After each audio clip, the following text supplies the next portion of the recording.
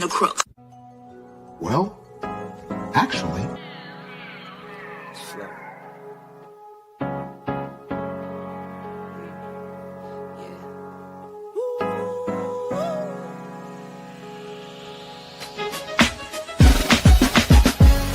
I'm watching the rise, and I wouldn't say I'm shocked cause I'm hardly surprised. This one's for the ride, this one's for who knew I'd make it, just needed some time. This one's for my wife, could've left 1,000 times just to by my side.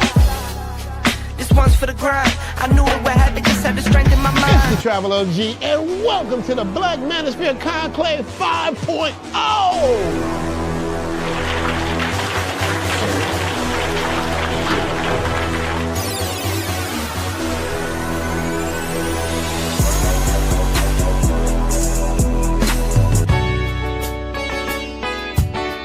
We got started in 2021 in Atlanta, united in the pursuit of excellence in all things. It's been one hell of a ride. Can I tell you what's on my mind? Cause I've been thinking about it for quite some time. Hey, can you give me a moment to declare my love? Can I tell you what's on my mind? We're now focusing more on opportunities for men, in particular passport bros. Guys who go abroad, they want to have a different lifestyle, they want to have a different achievement abroad. Oh yeah, there's without a doubt, the narrative has changed for us greatly. I just finished speaking and having a chance to tell individuals about how to live the American dream outside of America. And I was here to help so many men when it comes to understanding what they need to do in order to relocate. With the political climate, things that are happening worldwide, guess what? Nobody's coming to save us. So it is indicative that we all bound together, tighten up like a fist, and strike a mighty blow against everything that's fighting to stop us, man. It's nothing but good, positive people, good, positive energy with one goal in mind, and that is to make money, get the hell out the Matrix, and enjoy your life. You dig? So shout out to all of y'all. Theme music. Yo, what's going on, y'all? This your man Marcus A. Brown, and I'm here to tell y'all that I just got done with my first consultation with the brother Andre of Love Crossing Borders. I just wanted to give him his praises. I need y'all to do two things if you haven't already. If you haven't, subscribe to his YouTube channel, Love Crossing Borders. Also, if you are going to Colombia, if you're thinking of going anywhere, traveling internationally, please consider booking a consultation with the OG Andre of Love Crossing Borders. You will not be disappointed. And y'all, get in tune with him if you haven't already. Tell him MAB sent you. Peace. Where are all the black men? And I'm not talking about the scammers, the drug dealers, the robbers, and the crooks.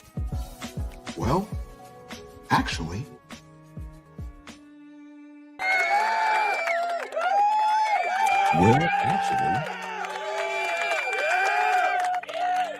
They're here with Andre and Andre's Love Crossing Borders, and I'm here to tell you, oh, my sisters. When I say sisters, I mean, that includes you white women.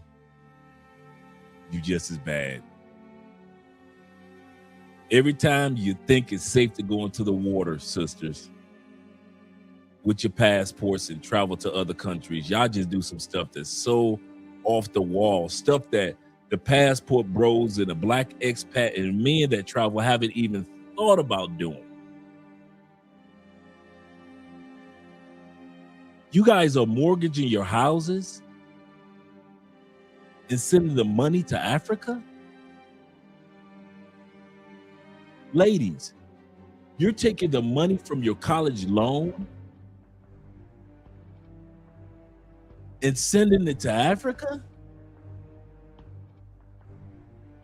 Ladies, you are selling your cars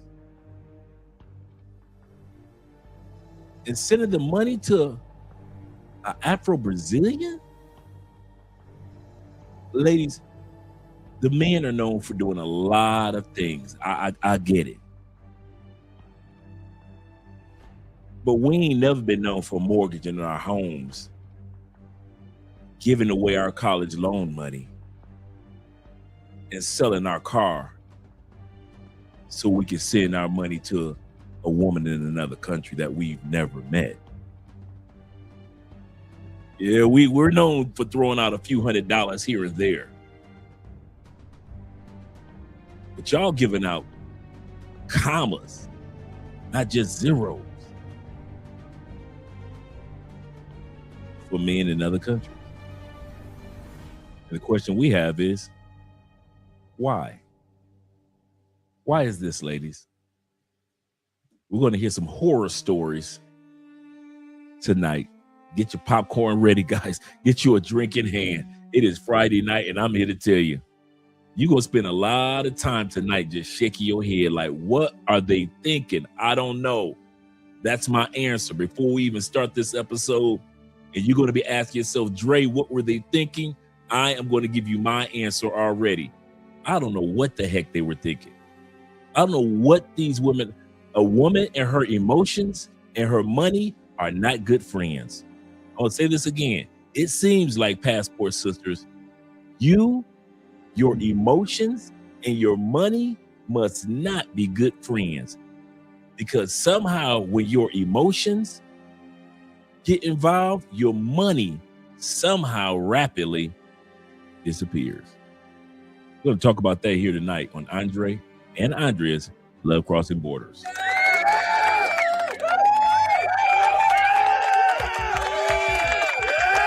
Shout out to all you guys that are here. Shout out to all you got, bruh. This is gonna be a good one. We got nothing but Passport Sis horror stories, tales from the crypt, if you will, the crypt keeper, if you will. I kid you not. Some of these stories, you're like, are you serious? Yes. Passport Sisters are mortgaging their homes to send the money to these dudes. These women are taking them. You know, when you go get your college loan money, you know, that's for school, or you can put that in a bank account for pay for books and stuff. These women are sending the college money to the brothers in Ghana. Shout out to Ghana. The brothers in Ghana are getting paid from these ladies doing refi on the house or selling one of their cars. I can't believe this. I can't believe you ladies out there doing this. What, fellas? We are not repoing. We are not getting our cars repoed so we can send the money to some chick in DR. This is crazy, man. Let's get ready with the shout out. Shout out to all you guys that are supporting by way of PayPal, Cash App, Super Chat, Bitcoin. We appreciate you gentlemen tonight, especially on a Friday night. Numero uno, salute to you, Ahmad Milner in the building. Number one tonight. Glad to see that you're here, brother. Glad to see that you are here. Let me make sure I got all this set just right. Okay, cool. Shout out to my brother Shitsnerville. Glad that you're here. Glad to see that you're here. He said, what's good, Dre? He said, and the chat family. We got a good one tonight, brother. Go ahead, get you something to drink. I don't care if it's bottled water. I don't care if it's your favorite shot, whatever your favorite elixir is. I don't care if it's a cold beer. I don't care if it's warm milk or a smoothie. Guys, you're going to be sitting back tonight like, what are they thinking? We all want love. But if you got to go pay for it like that,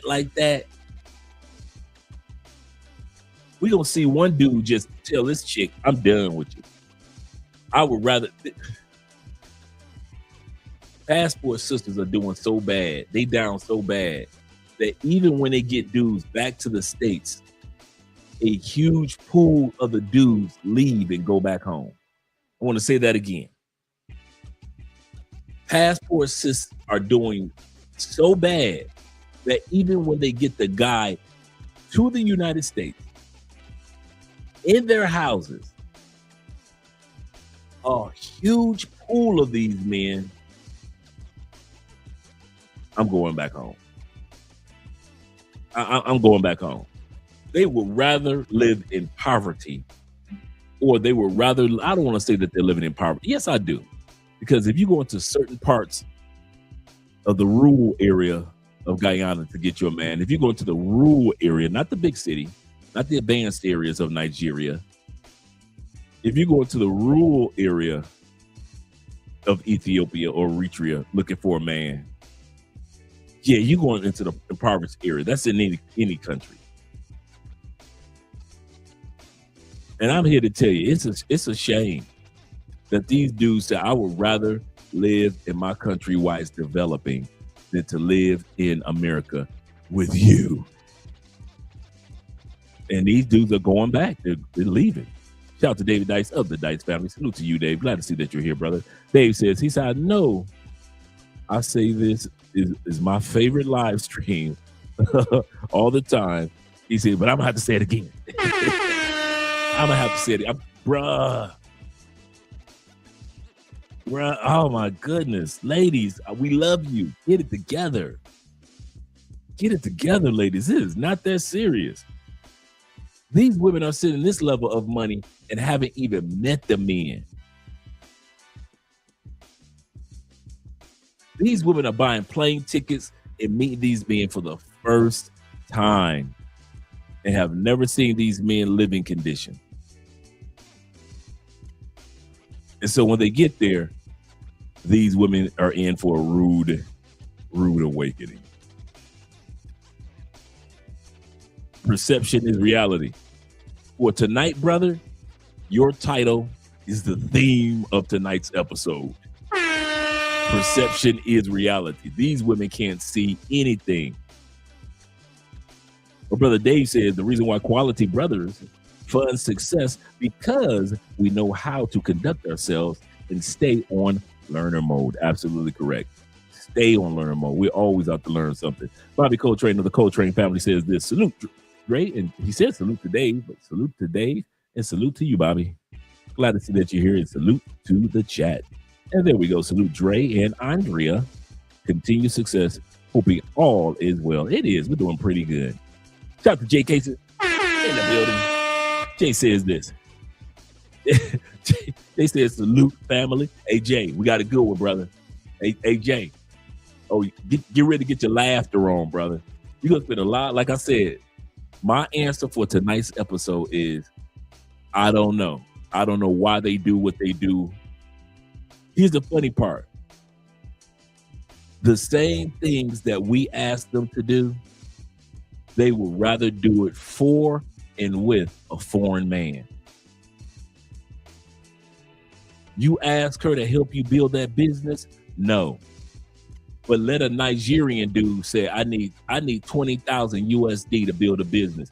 She gonna put her house up for sale for the Nigerian dude.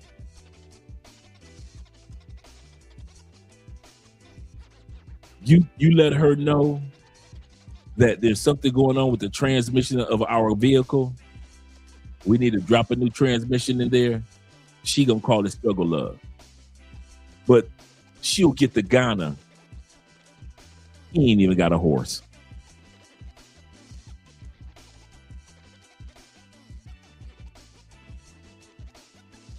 These women are willing to do for and pay for foreign men.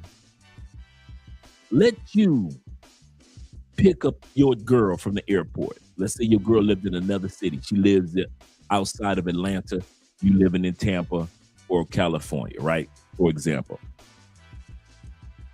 Let you pick your girl up from the airport. Then you tell your girl, this supposed to be your woman, not some chick. This supposed to be your woman. And y'all drive right to the gas station. You fill up the gas tank. And you tell your girl you ain't got the money for the gas. Your girl gonna tell you, take me right back to the airport, right? But they not telling them Guyanese dudes that. They are not telling them foreign men that.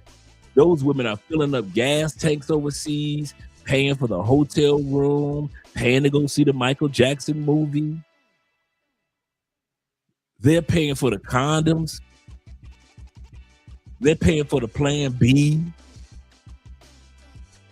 As long as they get smashed by them African brothers and them South American brothers, it don't matter. Them women coming out of that paper. Hey, I'm gonna tell you something. Here's the new hustle. You ready?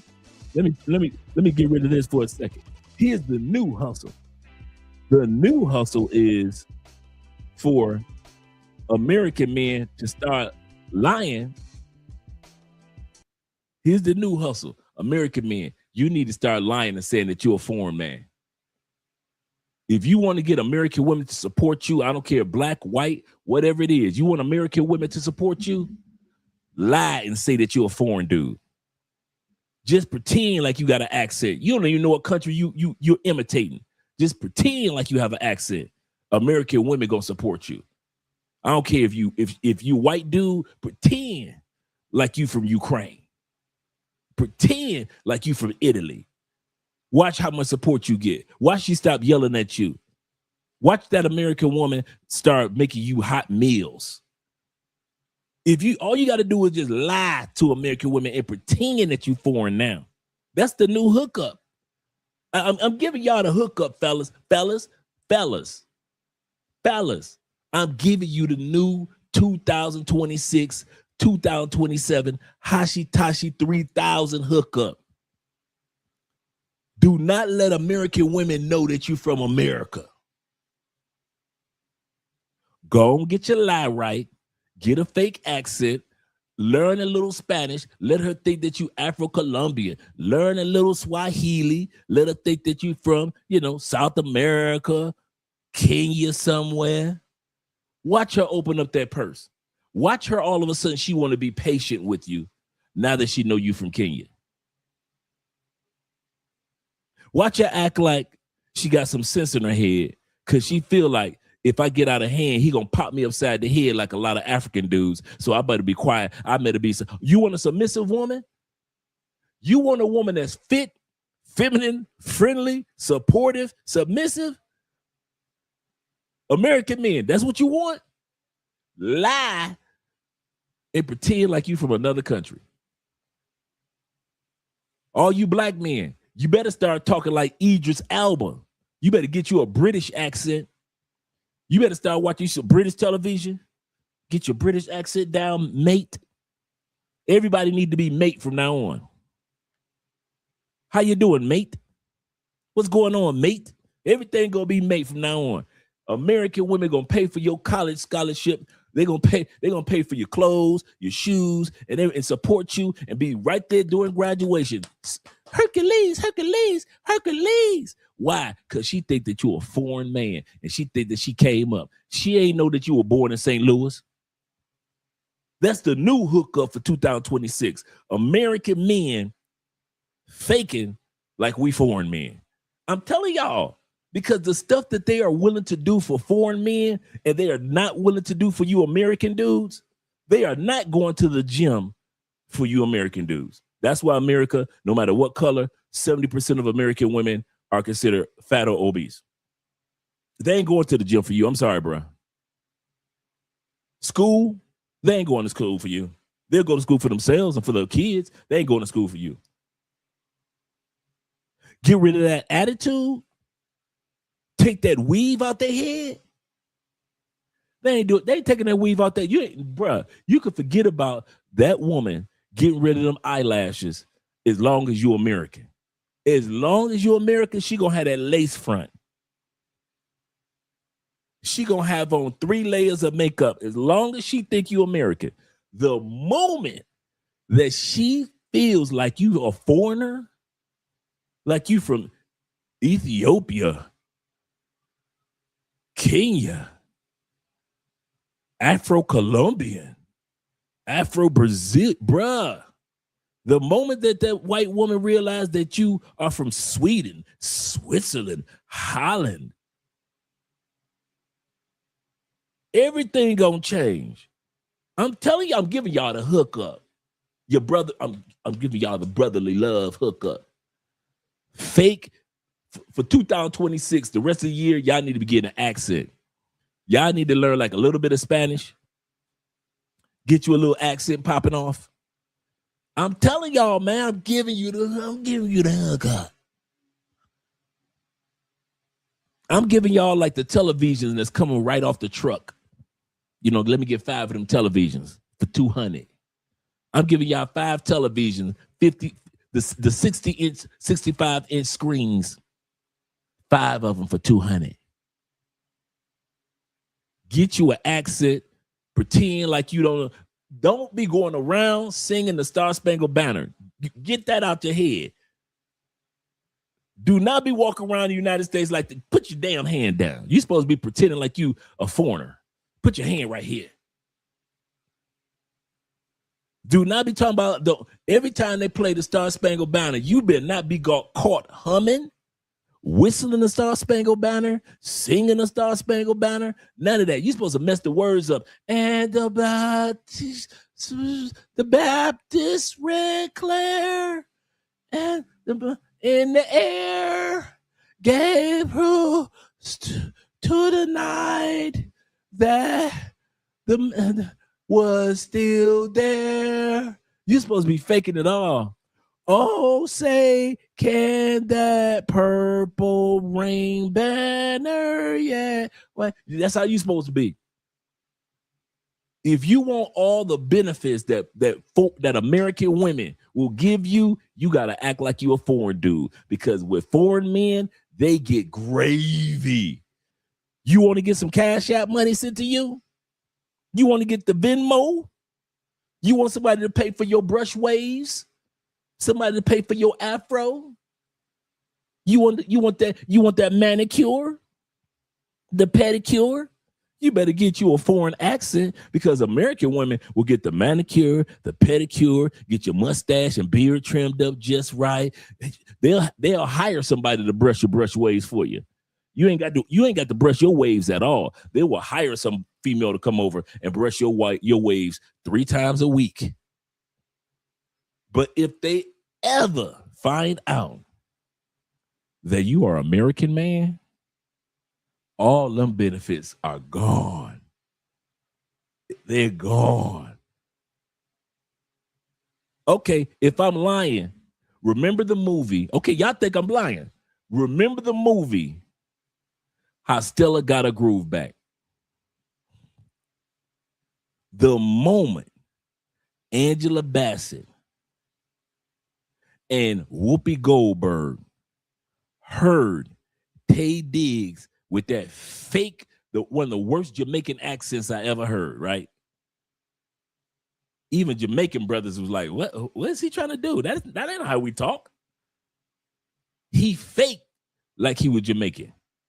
Did not, from that moment on, Angela Bassett paid for this. She paid for the flights. She paid for his visa. She let him stay in her little mansion. She had a child. She ain't give a damn if that child likes Taye Diggs or not. That was her Jamaican sex toy. She paid for all the meals while they was in Jamaica, all the meals outside of Jamaica, any condom, any freaky deaky toys that they use, the blindfolds, the whips, the chains, all that, the roses, the dildo, all that. Angela Bassett in the whole movie paid for everything. When they got in an argument, she didn't say, go back to Jamaica, did she? How'd the movie end? As long as he had that fake Jamaican accent, she was willing to do some struggle love. Right? These women wrote a book called Waiting to Exhale about allowing the foreign dude to get away with what you American men, you UK men, you Canadian men will never get away with the woman from your country. They will never fly you from one state to another state. You ain't got to worry about that. They'll never pay for all the meals. You ain't got to worry about that. American men, you ain't gonna never worry about her putting on for the most part, put you on her health benefits, put you on her life insurance policy, paying for all the sex toys. You ain't got to worry about none of that. You American. American women ain't doing none of that for you. But boy, the moment that you have a fake Taye Diggs Jamaican accent, it ain't even got to be good. Watch American women open up those purses. If you think I'm lying, okay, watch this episode tonight. If you think I'm lying about these American women and how they spend and splurge on foreign men, not me. It may not be you, boo, but your cousin do. I'm going to say that again. Sister, It may not be you, but you got a girlfriend, a cousin that's flying to another country and found her some love on some island. She done went to Jamaica, got rafted and rammed on the raft. She done went to DR and got that coochie stretched out in DR. Every time you turn around, they trying to drag a Dominican brother back to the States. Am I lying? I think I think next to the African brothers, the Dominican brothers always getting drugged back to the States. Dominican brothers ain't got to own a bowl of Fruit Loops to get American woman with money. He don't own a bowl of Fruit Loops. And them American women be going crazy. So I'm telling y'all, since we already look like the Dominican brothers, we look like the African brothers, we look like the Colombian brothers, we already look like the Brazilian brothers. White dudes, you already look like the European brothers. Go and get you a fake French accent. Go and fake them out with the you know they love Italian accents. Go and fake them out with the old Italian. Learn you a little bit of Italian. Tell her you from Venice. Tell her you from Naples, Italy. Tell her you from the Canary Islands outside of Spain. Tell her you from that area, right? I know you from Chicago, but she don't need to know that. This is the hookup. This is the hustle. She don't need to hear you talk like you from Chicago. Do not be going to pizza spots. You supposed to pretend like you a real Italian. You supposed to be in America criticizing our pizzas. Do not be going into spots ordering Chicago style pizza. She gonna catch on. She gonna know that you American. So every time you go to a pizza spot or a pasta spot, just criticize everything. Just pretend like, hey, in Italy, that's not how we do it. And watch her pay for everything. Watch her pay for everything. Everything, Dre, everything.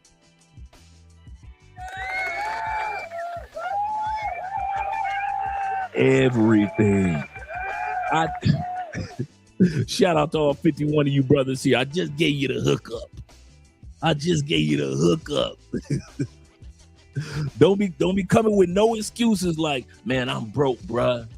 I ain't got no money, man. What I'm gonna do, man? I just lost my job. You better get you a fake accent and pretend like you from another country and watch how American women gonna pay for your bills for the next year and a half until you get back on your feet.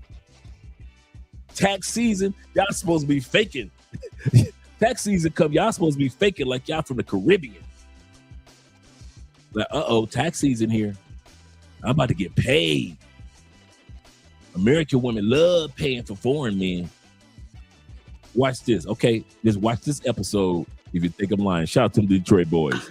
You better back the fuck up out my face, goddammit. I'm from Detroit, Michigan. Don't play with me. Yes, sir. Detroit and VA is in the building. Yes, sir. Shout out to my man Charles B representing. Salute to you as well, my brother. Hope everything's going great with you, Charles. I really do. And my brother, LAJ, Mr. Jake Philomene himself in the building. And Slick gets it. Yes, he does. Shout out to you, brother. Right on cue, because we got my brother Flicky Sticky here too. Oh, we got a good show tonight. He said, "What's up, Dre?" He said, "What's up on this great Friday?" Oh man, we're gonna have fun with this live stream. We're gonna have some fun with this live stream because we got my brother Nick in the building too. Good evening, Andre and chat brethren. He said, "I'm not black, I'm OJ." I'm not black, I'm OJ. Okay. Yes, sir. Shout out to you, brother. T-Mac, the Medellin men are in the building. Salute to you, T-Mac. Hope everything's going great over there with you guys on the other side of the country. And my boy Cool T representing. He said, God bless you, my brother. God bless all of us.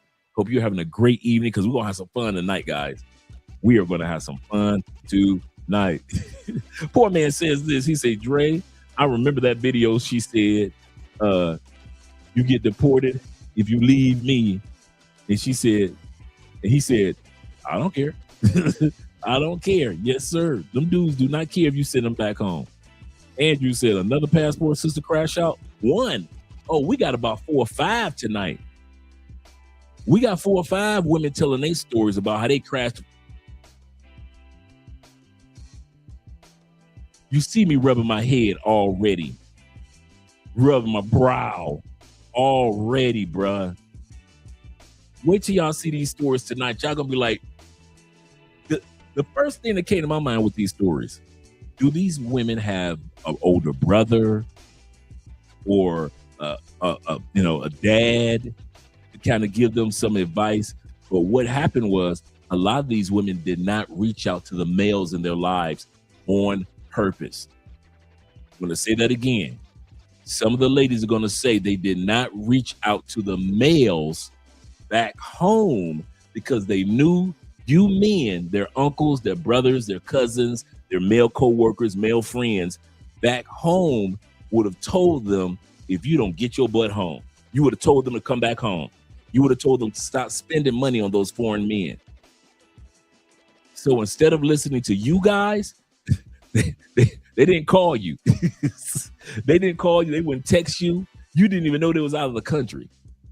I'm going to say this again. Some of y'all got female cousins out of the country right now, and you don't even know it. And she's spending that money. And she refused to call you to get some advice about DR, even though she know you've been to DR 12 times over the last 3 years. And she won't call you for advice. That's how easy these women are getting scammed. My brother Florida Gator is in the building. We got a good one tonight, Florida. Florida, we got a good one tonight, brother. We got a good one. He said, good day, Dre. To you, Dre and Andrea. Still rolling through the 813. Yes, sir. Yes, sir. We're always in the 813. We in Tampa, 813, Trigger City. Let's get it. Shout out to Tampa. Heading back to Texas. Ooh, that's a long ride or flight.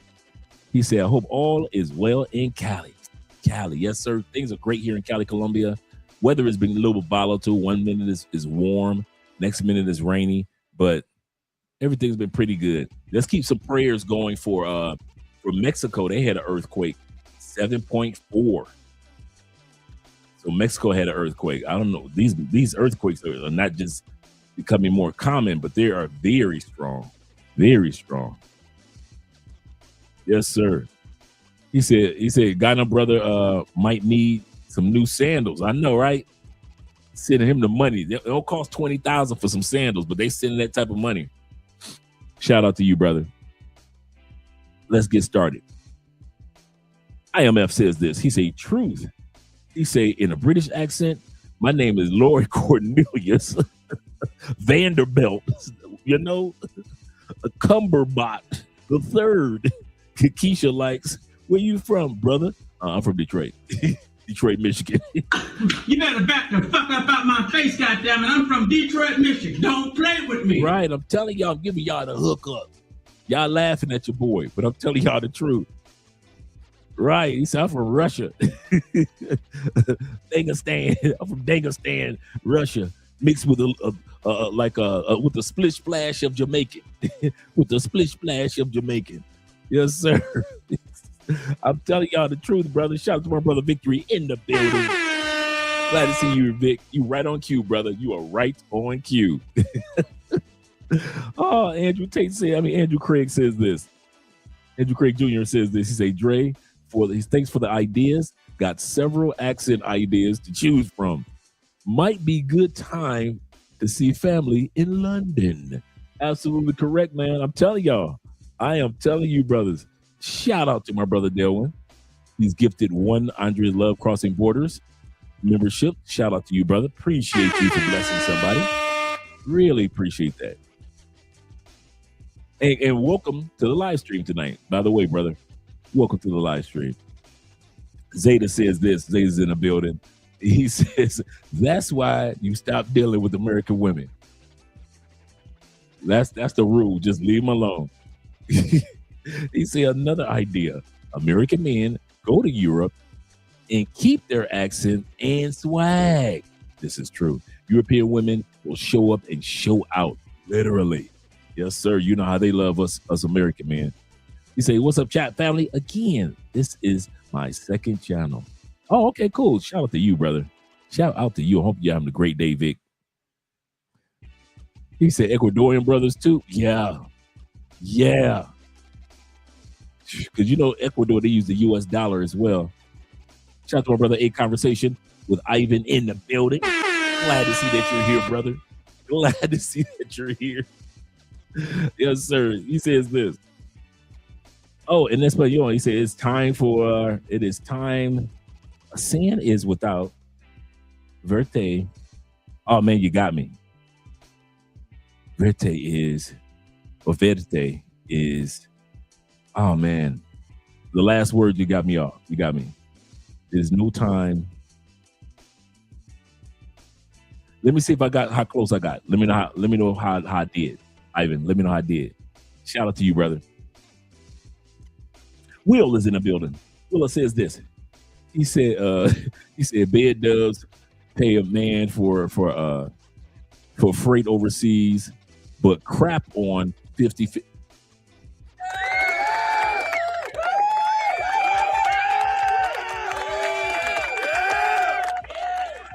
Make it make sense. They won't do 50-50 with us, but they will mortgage their houses for foreign men. They will mortgage their house for a foreign man, but they won't even do 50-50 with us. Wait till y'all hear these stories tonight, man. You know what? You're going to laugh and you're going to be pissed at the same time tonight. That's what's going to happen tonight. You will laugh, but a little bit of you is going to be like, what? These the same chicks that told us I don't do 50-50. And they're correct. They don't do 50-50 with the foreign man. They do 100. They do 100. He said, yeah, I see how the energy changes when it's a foreign black man or a white dude.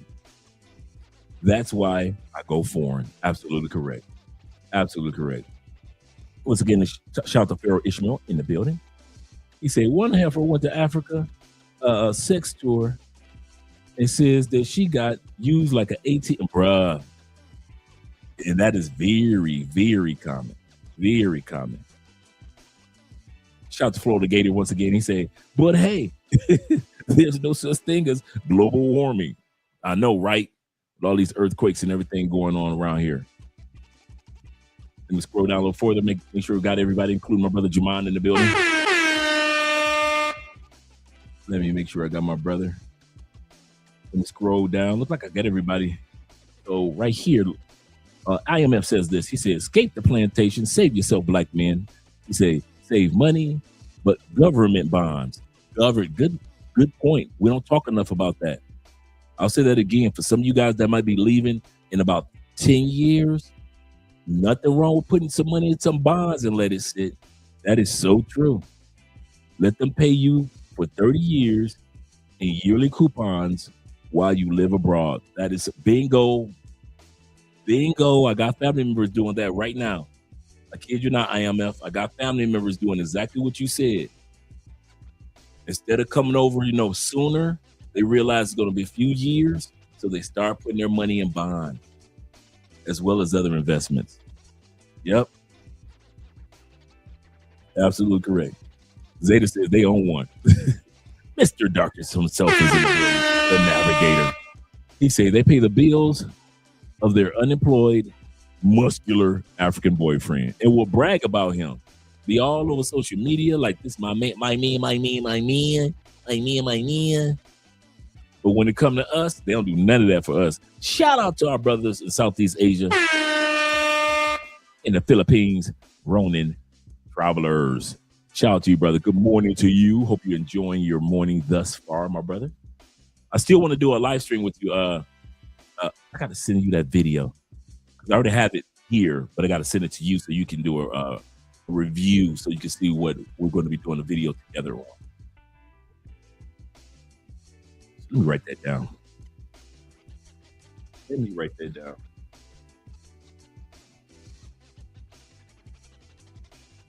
I'll send that to you after the show tonight. IMF says this. He said, peace and blessings, Jamon, to all the other brothers here. Shout out to you, brother. And shout out to Average Man. Yep. Salute to all you brothers here. Pharaoh says this with the 2 months membership. He said, I just can't wait to become the Lance Vance of the GTA Vice City. I know, right? like the place of Panama. I also can't wait to eat jumbo cinnamon Panama Latina cakes. That sounds good. That sounds good. Let me not hold you gentlemen up. Ronan says this. He said, no problem. Just email me. He said, I'll get it on the schedule. Okay, cool. Cool. Perfect, Ronan. Thank you. And we're going to end it right now with our brother, Chris Cheesy, in the building. Glad to see that you're here, Chris. Let's switch the music over.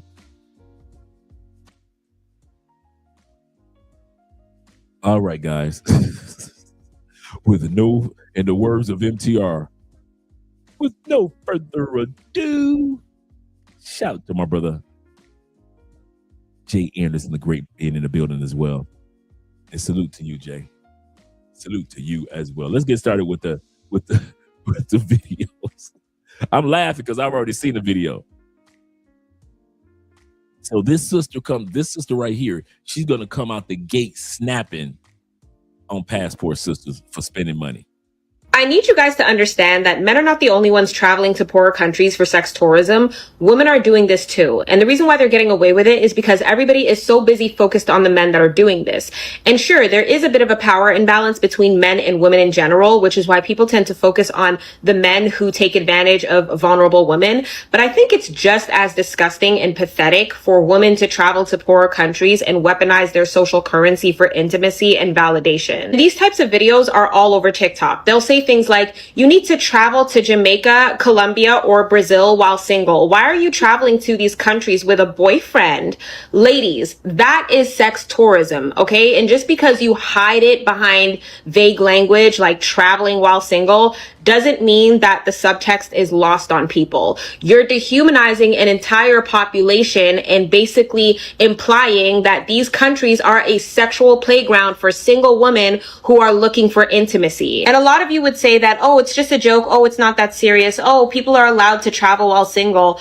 It is that serious because you know exactly what you're doing, right? You know exactly what you're doing when you're telling and encouraging other women to travel to other countries for sexual intimacy. That is dehumanizing behavior. And I'm sure you wouldn't be okay with a man coming on camera and saying that to an audience of men.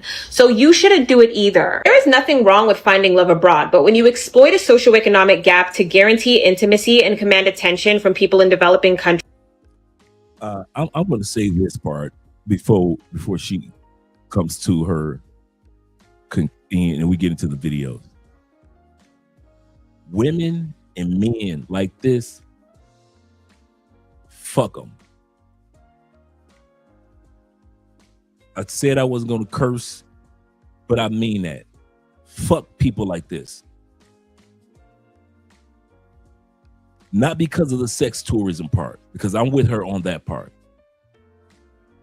But I'm tired of people assuming that we are so shallow that we go to countries that are impoverished. But then when you get there, Thailand looks better than many cities in the United States. Philippines look better than many areas throughout Canada. UK can compete with many cities in Brazil. I hate when people try to sit back and say it's as if we're going to countries with women that got flies on their faces, or even women are going to countries where men are sitting up there at the airport with a bowl in their hand. I don't like when men talk like this about other countries, which they probably have never been to. And if they've been to it, they visit the tourist areas, but they've never been in the real areas. So when you hear people talking like this, fuck them and the horse they rode in on. It's amazing how they know that at home we got enough sense to go to school. We got enough sense to go into the military and build careers. We got enough sense to build businesses. We got enough sense to get a good job and get promotions. We got enough sense to live in good neighborhoods and raise our kids. So as men and women, we got enough sense to do all these things while in the States. But it's funny that when we leave the States, everybody assumes we're stupid. Everybody assumes that we go for the stupidest girl in the town. The women go for the stupidest guy in the town. Now, it's true. It's true that passport bro or black men that travel or white men that travel, we do have an upper hand because we're the pursuers. Therefore, we can make a decision on who we want. Do I want her or do I want to get with her? So yes, we do have those options. Yes. And no matter how much money an American woman has, she still has to be chosen as a woman. When she's in the United States or in Canada, UK, in the West, she still has to be chosen.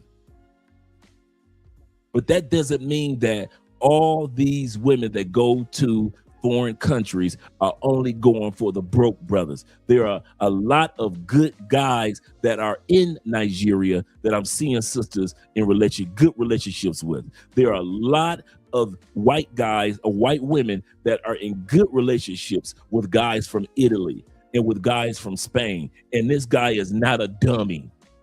He's a well-educated person with a good career in his country. I'm tired of Americans assuming that we only go for impoverished, broken people.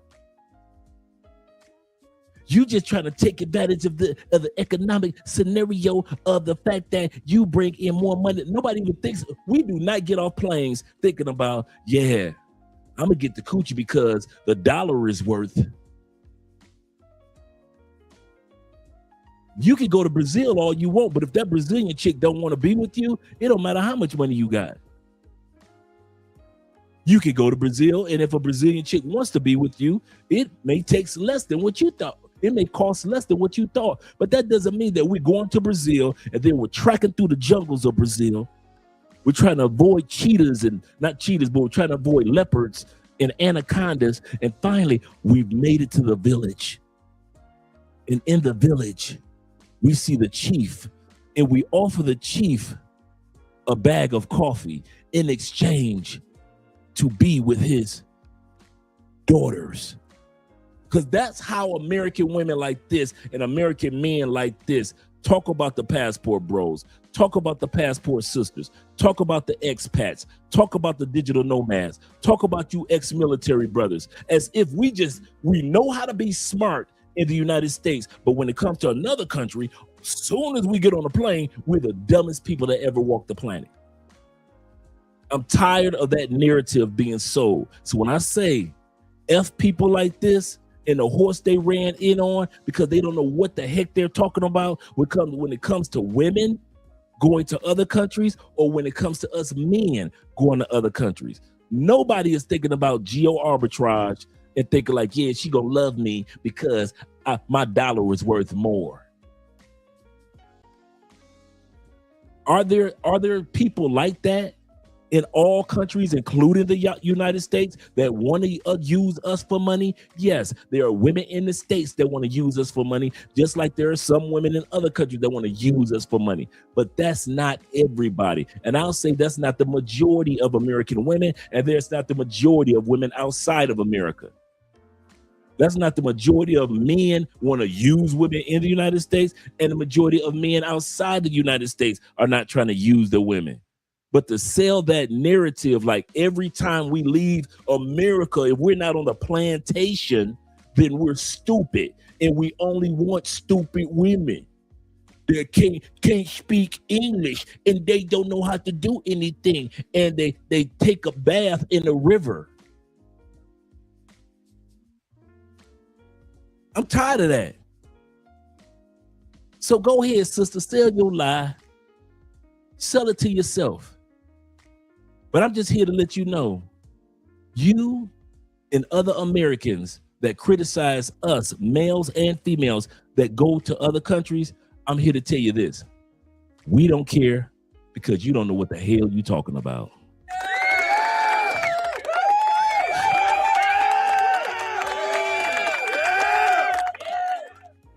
You don't know what you're talking about. I'm tired of that one. We just dummies. Let's continue on. Shout out to brother JB in the building. Jay says this.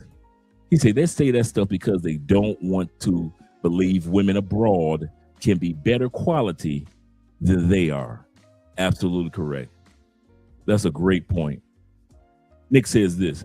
She should know that the broke ones are the ones that stuck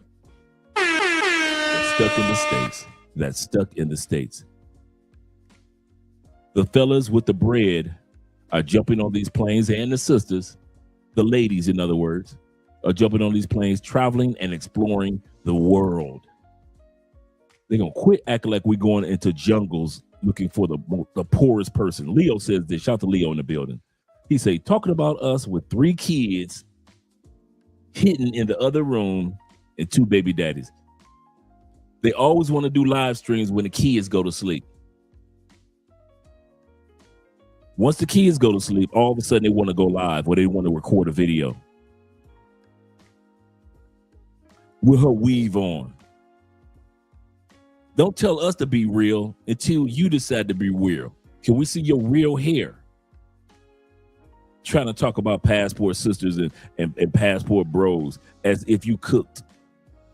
Shout out to Mixed American in the building. As if you cooked. Excellent evening, brother. Shout out to Crypto Dragon Emperor in the building. Glad to see that you're here. He said these stank American FBA heifers are mad because their stock value has crashed. This is so true. So true. And shout out to my brother Elham. He said they don't want you to have all together now options. Options. Something that would be harder to attain in your home environment. I think that that's very sinister, and you should probably unpack why you're doing it, why you're able to get away with it, and she says something that's harder for us to attain in our home country. Bruh. If women like this realize how many millions of y'all we ran through before we left the United States, I don't know why y'all try to act like we didn't run through y'all. Ladies, we didn't have sex with y'all. I'm sorry. We ran through y'all in the droves. We ran through the white girls. We ran through the black girls in the States. We ran through the Latin girls in the States. We ran through the Middle Eastern girls in the States. Ran through them Asian chicks in the States. Ran rampant. Y'all coochie is so easy to get with that feminism. Y'all made having sex with y'all so easy and easy to run through y'all because y'all thought it was a part of your liberation. And I'm every womanism and all that stuff. I'm every woman. It's all in me. No, we all was in you. Us men was all in you. The reason why many men left was not because we couldn't get the sex, ladies. I'm going to say this again. We did not leave because we wasn't running rampant between your legs. The reason we left is because after sex, you offered us nothing that was worth it. You offered us nothing other than what's between your legs. Nothing of true value. And so we realized, let's go and look for women that offer something other than what's between their legs. Shout out to all you ladies that gave us between your legs. But I'm here to tell you, there's more than what the average man does not want. A woman that could just give us sex only. I know y'all think we think like that, but we're not morons. We want, if we're thinking about 30, 40, 50 years, I don't want to be with somebody for 40 years that can only give me sex, but you're dumber than a box of rocks. Ladies, I'm going to tell y'all something. Y'all ready? One of the reasons we would kick y'all out of our apartments or kick y'all out the house the next morning or that same night after sex, you want to know the reason? You want to know the truth? Because after I had an orgasm, post-nut clarity told me you had nothing of value to talk about, to be about, you weren't worth it. And I'm talking about many of you sisters that got degrees, you got promotions, you're very educated. Some of y'all, if you're not talking about your career or your job or your money or tangible things, I swear you are only worth a good orgasm and getting kicked the hell out the house. If I had $1 for every chick who I had to tell, grab your heels while I grab this doorknob. Because while you putting on your shoes, I'm opening up this door, give you a little kiss. I'll walk you through the parking lot, make sure you get in your car. And I'm so glad when I see your license plate drive away, because you offer me nothing but some good sex. And that happened over and over and over and over. Well, you chose the wrong ones. Who else could I choose? I chose the ones that you said went to church. She was the same way. The one that went to the mosques and the temples, she was the same way. The business women, she was the same way. The ones that was in the gym with the fit bodies, she was the same way. The ones that sat back and had a great career, she was the same way. The nurses, the female police officers, the females that were part of politics, every single one of y'all were the same way. So what you saying is ain't no good women in the United States? No, I'm not saying that there aren't any good women in the United States. Thank you, babe. What I'm saying is it's hard and not as easy as you think to find a good woman in the United States. You ladies think because you are in masses and it is 10-1 that is easier to choose or find or come across a good woman. Did not, ladies, you go to church. Did not your Bible say in Proverbs 31, who can find a good woman? How it is rare to find a good woman. Proverbs 31:10. I'm paraphrasing. It is rare to find a good woman. Proverbs also said, he that findeth a wife has found a good thing and favor with the Lord. Didn't it say that? In other words, paraphrase, God had to do us a favor for us to even find a good woman. Has found favor with the Lord. God did you a favor. He had to do me a favor if I was going to find a good woman in the West. So just because it's a mass of you, there means a mass of you who are feminists and sexual revolution, and we can do what men can do. Cool. We got all this sex from y'all. But I'm telling you, after I bust that good one, ladies, I had to kick you out. Fellas, if you knew how I wear size 13. If you knew how many women I put my foot in their back and kicked them out the bed. You know, size 13 to the average woman, that's her whole vertebrae. I'm using whole foot to vertebrae. Kicking them into the shower. By the time they get done with the shower, I used to always say, make sure you grab your heels because I'm about to grab this doorknob. And I didn't care if they left out happy. I don't care if they left out sad. I didn't care if they left out mad. They had nothing to offer, even after orgasm. I was like, man, she seems like she cool people, man. I want to get to know her. No, 90% of y'all I slept with, I did not want to get to know. I did not, and I'm not the only man. I am not the only man that kicked chicks out the house or you left her crib and you probably went back to smash it 2 weeks later. Some of y'all, your conversation, ladies, is so dead that I don't even want to come back tomorrow to get the coochie. I'll come back in 2 weeks. I come back in 2 weeks. I come back in 2 weeks. I don't call you. You don't call me. Don't text me. Don't worry about you. You ain't never got to worry about me trying to text you to start a conversation, because every time I did talk to you, it was so dry. It was so uneventful. It was nothing that made me say, this wifey right here. This is wifey right here. This going to be a girlfriend experience. Nothing about it other than your sex game. And that's why on social media, many of y'all brag about your good look, because that's all you offer. Good. That's all you offer. And so now y'all all over social media talking about, I can make it wet. I can make it slide. Don't get mad at me if I make your sheets all wet because I bust all over the place. That's all y'all bragging about now. Y'all sex game. You know why? Because you have nothing else to offer. So after having sex with y'all in the millions, men start to realize, if I'm getting older, I need quality. So men said, let me get my mom passport and see what else is out here. There was no guarantees, ladies, when we left the United States that we're going to find quality women. I'll say this again.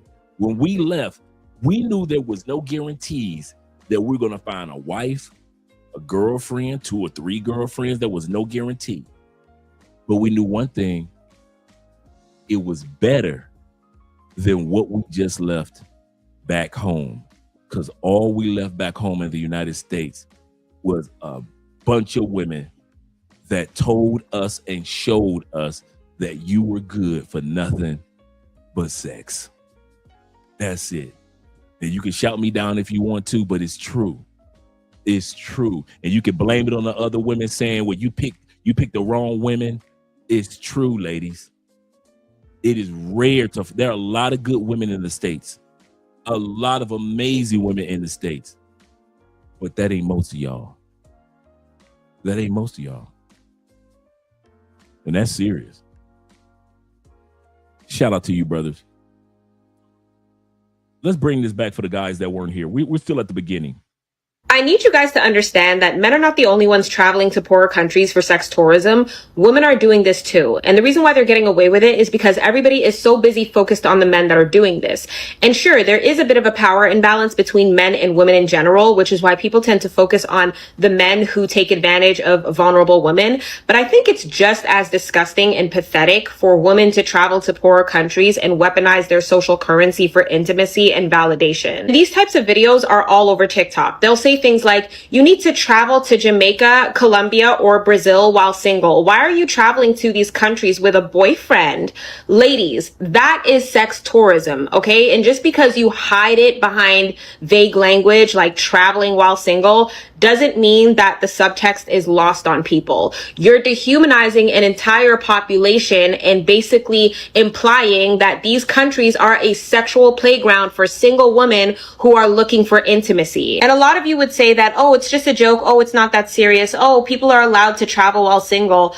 It is that serious because you know exactly what you're doing, right? You know exactly what you're doing when you're telling and encouraging other women to travel to other countries for sexual intimacy. That is dehumanizing behavior. And I'm sure you wouldn't be okay with a man coming on camera and saying that to an audience of men.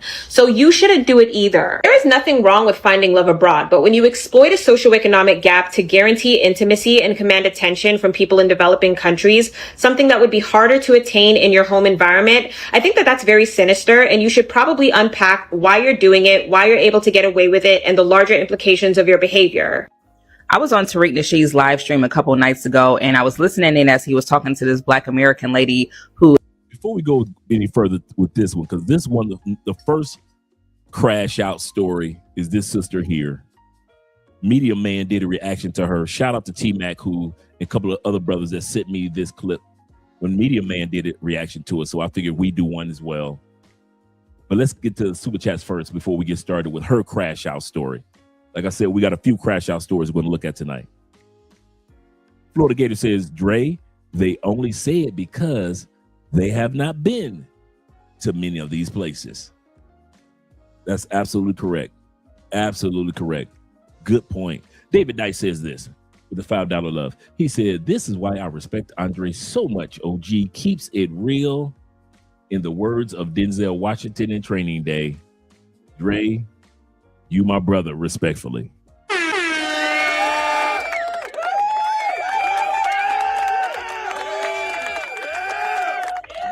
Shout out to you and shout out to Black Nudie and the Canadian brothers in the building. I told this guy where I was from. He said, oh, Canada. Yes, sir. Yes, sir. Now, this sister went to Ghana. She's about to tell her. This was a sister that as soon as she got off the plane, bruh, the moment she got off the plane and she met this dude, she had to start using her credit cards and coming out that cash. Let's get started. Is living right now in Ghana, West Africa, and she was talking about her experience and living out there, and she was giving a lot of insight and a lot of information to well, basically about what life is like living in Ghana.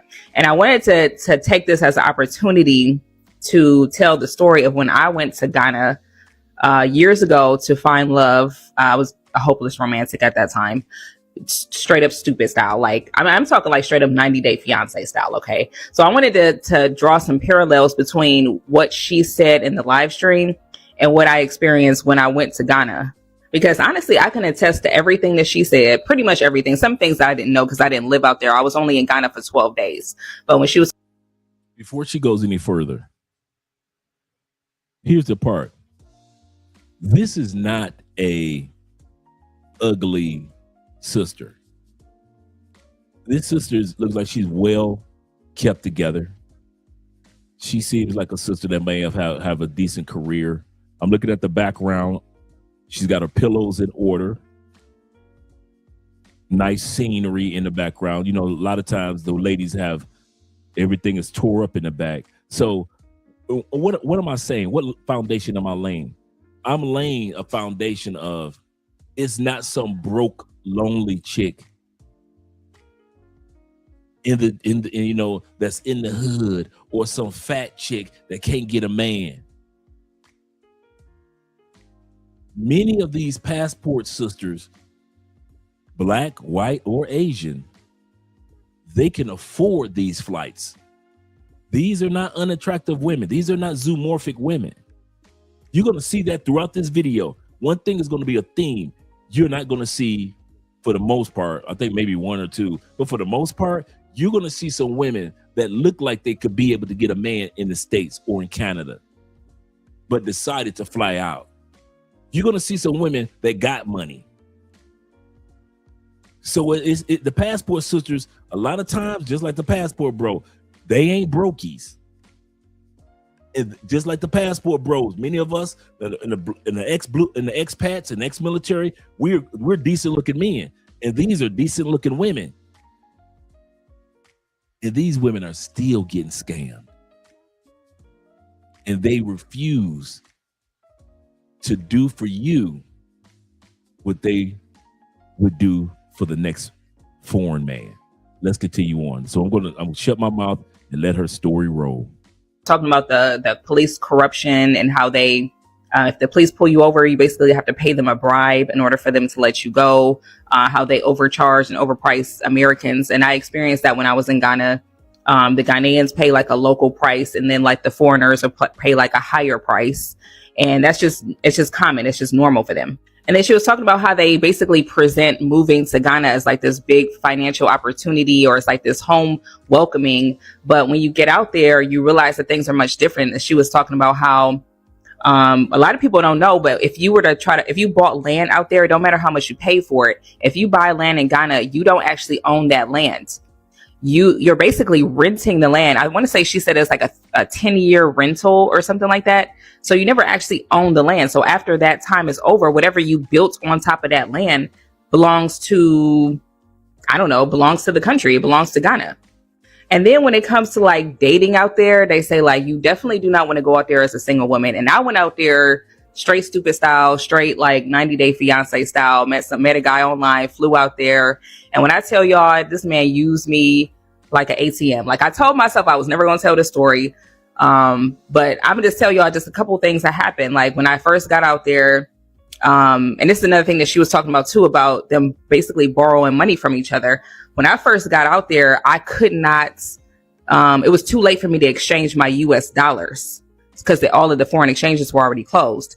So the guy that I met, let me backtrack for a second. So I could not get the money from the foreign exchange because it was already closed, but I was hungry and I wanted to get some food. I didn't know old boy didn't have no money at all, right? He straight up lied to me, okay? But the whole time we were talking, he was lying to me. Talking about he's a businessman and he buys and sells cars and all this other kind of stuff. When I got out there, when I tell you this man had no money. He had zero nada. He didn't have no money at all. I did not know that when I came out there.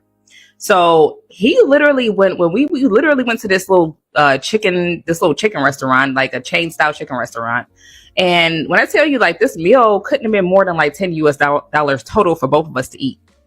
He was using this payment system, I guess, that they have, that they borrow money from each other. Like, that's basically how a lot of them get by borrowing money from each other. And that's literally what he was doing. Like, I heard him kind of like walk off to the side and start calling around to his friends so they can send him some money. I don't know if it's like a Cash App or a Venmo style, but she was talking about that too. Like how they basically like they survive by borrowing money from each other.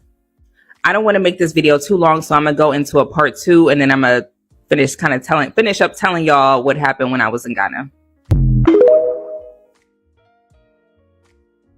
If your number one reason for saying I'm getting out of the United States and I'm going to Panama because the men here ain't about nothing. The men here don't know how to treat a woman. The men here want to play games. The men here don't have their together. The men here don't make enough money. The men here don't have degrees. The men here don't know how to treat a woman. The men here don't know how to go on trips. Any of those reasons, wow, that's a lot. Don't you leave the U.S. coming to Panama thinking it's going to be different. And shout out to this couple. They've been on Instagram and YouTube. They give some great advice on relocating to Panama. And they warn American women, don't think all your complaints about American men will cause you to find a good man in another country such as Panama. As you guys heard with the sister story, she came right off the gate. She was coming out money. Right off the gate, right off the plane. She paying. Did I not say that she was paying for the gas? My man said, I ain't got no money for gas. He told me he owned a car dealership. Have you ever seen him at work? Have you ever seen him standing in front of his dealership? Have you seen him standing in front of a bunch of cars? So the educated queen got motherland Pookie game ran on her. Got it. Got it. She's lucky that she didn't go to Nigeria. You know?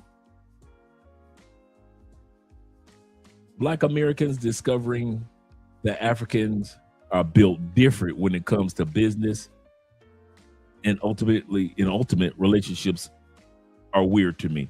They're just discovering, bruh. They are just discovering. I told y'all this is gonna be crazy, man. We got several horror stories, tales of the Crips tonight, guys. And this couple right here, they warned the sisters when they come into Panama, do not think that it's gonna be gravy. You need to stay in the States because the best men that's gonna treat you the best are the men in the States, ladies. And all these stories that we're going to be listening to tonight, well, that attests to it. That proves it. My brother Casual Jim said they better do their research. They better do some research. And Forty's in the building. Good morning, Forty. Hope everything is going great with you with the $20 love. He say the difference is simple. Most countries overseas still operate under traditional gender norms. Absolutely correct. Where the man, by default, takes the lead. Sisters come in with that Western mindset, independent mindset, and that is an instant turnoff. And that's exactly how they get used. So now they're pulling out the credit cards. Now they're pulling out the cash. Now she's paying for the restaurant.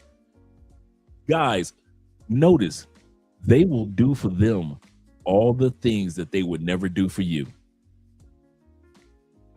They will do for them all the things that they will never do for you. Let's go back to the video. Apparently you have a woman, I'm assuming of Dominican. Here's the second horror story. We got an American Dominican chick, American Dominican. Like I said, these aren't ugly women. These are average ladies. This woman goes to the DR, gets strung out on a dude for 4 years. 4 years she gets strung out on a dude, goes to DR, and I'm going to let you hear the rest of the story. descent, who is from the United States, grew up in the United States, decided that she wanted to marry and be in a relationship with a man who's from and lives in the Dominican Republic. And apparently that relationship fizzled right after he came to the United States. And I'm going to tell y'all why as we get into this reaction as to why I feel like he just felt like he needed to go back to Dominican Republic and didn't want to be with her anymore. And we're going to get into it. Let me just say this. You know, people talk about the passport bros and they love to talk about the L's the passport bros take. And they love to joke about how, you know, when a passport bro brings a woman over to the States, she ends up leaving him. That's essentially what happened with her. But the guy didn't want to live in America. He didn't want to live in this toxicity of the United States. He wanted to go back to the Dominican Republic. All right. He would rather be there than deal with this toxic American energy. And I don't blame him. This is why you have men leaving to go there. Right. So we're going to get into this reaction.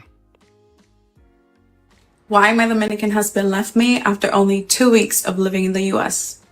And let me start off by saying I'm never going to apologize for being a good person, having a good heart, and believing in love. Because one thing I'm never going to do is live in the what if, because I feel like es un desperdicio de vida. And if that makes me ingenua, then so be it. So my soon to... You know, all these women say they're good people, but you had to go and marry and get with a man who was living in another country. Right. A lot of people love to tell men why you got to go overseas to get a woman. There are plenty of women here. Well, you could have said the same thing to her. I mean, there are Dominican men here in America that she didn't have to fly overseas to go see. But I'm going to be on her side with this. I'm going to be on her side with this because I'm on the side of the men with this. I'm not wishy-washy. The women in America, UK, Canada don't have to. You're right. They can find those men in their home country. You're right. They don't have to. Just like the men in the United States don't have to go to Asia for Asian women. It don't have to go to Latinx countries to be with Latin women. You're right. They don't have to. Here's the kicker. Passport bros and the passport sisters, we get to and we choose to. See, y'all in the States who are on the plantation, just because y'all don't think you got options, don't mean that we don't know we have options. So yeah, it's not that she had to, just like men don't have to, but we get to and we're going to. We know we have options and we are going to take advantage of them. Now, you back in the States, if you want to stay there and deal with American women or deal with UK women or deal with Canadian women, so be it. Ain't nobody tripping on you. But do realize you have options like we do. And so it is with the women. I'm not to sit up here and let you tear down these sisters because they've got the money, they have the ability, and they are taking advantage of options. Now, if it works out, cool. If it falls apart, cool. But I'm not about to sit up here and let you lame dudes sit up there and criticize these women for taking advantage of something that we men take advantage of. Options. I've got an option. I can stay on that raggedy ass plantation or I could leave. And the sisters realize they can stay on the plantation and deal with the men on the plantation, or they can leave. They've got options. So if it doesn't work out, so be it. The sisters learn a lesson. So it is with this men. If it works out, cool. But if it doesn't work out, we'll choose another country. But guess what? We ain't coming back to that plantation. You better believe that one. Y'all had to go to another country. You shouldn't have to go. We ain't have to do nothing. We didn't have to do anything. Just because you decide to stay on the plantation and keep making Mr. Gilmore Trump lemonade, just because you're on Mr. Wigglesworth's soil and he got some good land, and he said that you one of them good darkies, you're a good darkie, that don't mean that we all want to stay on the plantation. It's white boys that don't want to be up in the hills of Kentucky no more. It's white boys that don't want to be in Arkansas or Reno or Reno, Oklahoma. They get to go to other places. They get to go to other countries. There are white brothers that don't want to be stuck in Europe. They get to go to other places. They don't have to go anywhere. So this narrative that our home countries try to sell as if we don't go to these other countries, we ain't gonna never find love. No, we get to either find it in our home country or we have the option of finding love in other countries. And we're taking advantage of it. Don't be mad, Americans, because you don't take advantage of your options. So now you pissed at us because we take advantage of ours. So, of course, it didn't work out with this sister, but at least she tried. That's more than what I can say for you women in the United States. You women in the United States, y'all stuck with Pookie, Ray Ray, Nook, Man and them. Y'all stuck with Chad, Greg, and Peter. And all y'all stuck with 2 or 3 baby mamas. 2 or 3 baby daddies. At least this sister tried to find love in other countries instead of dealing with that mess. At least they knew they had money and they had options. So to criticize these women for taking advantage of options, I'm not going to sit up here and let these dudes clown these women like that. Hell no. Because if we let these American dudes that's on the plantation clown them, these are the same dudes that will clown us, talking about we had to go to Colombia to find a wife. Didn't nobody want you in America? What? And we know that's not true. We found love in other countries or other countries that we love because we took advantage of our options. And you dudes that stuck on the plantation, you don't. David says this. He say all we are saying is the same. He say all saying is this. I'm gonna say for quality brothers and ladies, keep that same energy. Don't bash us men when you are doing it also. That's a great point. My brother says in Europe, they could just hop on a plane and visit, or hop on a train and visit 3 or more countries in less than 40. That's absolutely correct. If I hadn't experienced it myself, I didn't understand it to a certain extent, but once you experience it, and he is not lying, brother. If you want to visit anywhere, visit Europe, just on the touring part. If you just try to get a bunch of stamps in different countries, bruh, Europe.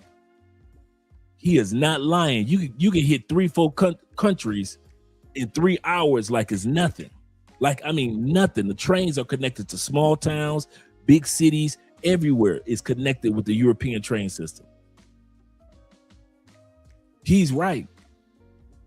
And they run like every hour on the hour or every half an hour or every 2 hours, every 3 hours, but they're running all the time. Absolutely correct. We take advantage of options, and so do the ladies.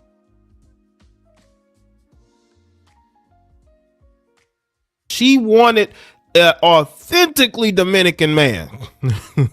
she wanted a Dominican man. She said she didn't want none of these Americanized Dominican men. She wanted a Dominican man. The ex-husband and I, who we'll call Moon, we've been together for 4 years, married 3. I lived in the Dominican Republic with him during COVID, but we decided that it was better for me to come back and live in the United States so that we could qualify for the visa. So in 2022, I moved back and we started applying for the visa in August. I was going back and forth doing long distance, porque yo estaba aguerrida de mi palo dominicano, mi amor, and no one can get me out of there. Fast forward to this year, in May, we heard back and got our appointment for May 2024. And we did the whole thing. He got approved. And then he ended coming back with me in June to the United States. So since the beginning of the relationship, he had always struggled with holding down a job and being financially responsible. Okay, here we go. It's like when the roller coaster ride is starting to tick up. This is what we're doing, guys. Here we go. She said from the beginning of the relationship, he did not know how to be financially responsible. Mind you, she was with him 4 years. She could have went to Dominican Republic and chosen any dude. But she would rather do struggle love with the Dominican dude that she chose. What have I mentioned throughout this whole show? What's the theme? The theme is these women are willing to do with foreign men and for foreign men what they would never do for men in their own countries. What they would never do with men and for men in their home countries. That's what the theme is tonight, and you're going to notice that. And so I took it upon myself to teach him the things that I know so that he could get better, so that when he came to the States, he would just be able to manage his money. So you're married to a man that doesn't know how to manage his money. She has to teach him. See, women love being with men that they feel like they have to fix and teach and help, right? That's one of the main things about this video. She's talking about how she's helping this guy. Well, this guy didn't want you to help him. That's why when he came here, he realized how much he was dependent on you. And I just don't think men, especially a guy who's from overseas, wants to come here to another country, doesn't speak the language. I'm just going to assume he doesn't really speak the language here, and wants to be in a situation where he is beholden to this woman because she's not telling us everything. So after 2 weeks, you know, he's struggling to find work and things of that nature. He just wants to go back. He wanted to go back because he did not like how he felt in that environment with you, and the fact that you basically were running a household. He's probably not used to that. There are men who are not used to women paying for everything. He felt inadequate. That's why he wanted to go back. So over the past year, he was able to secure a really good job, and now he's balling and has all this money, and he's just like, I don't know what to do with it. Me being the person that I am, I'm like, ponte a ahorrar, like go to classes for English so that when you come to the United States, like, you know, the visa is coming through soon, you're prepared and ready to go. But of course, now he has in his mind that he wants to do something else with his money y que él va a comenzar a construir su casa. So that's what he's going to do. In the Republic, when you lay the roof of your house, usually your family members move on top of it. So that's what she did. She gave him a piece of her property so that he can start constructing there. But there was no need for him to start doing that just yet. So el hombre se puso a construir, which is great because now you have a place of your own. But now money is tight and you're asked out, and somehow, some way, now I'm the bad guy because I don't want to offer up my funds to help you do something that I told you that it wasn't the time for you to do. Of course, I feel guilty and I deposit him money to finish building the house.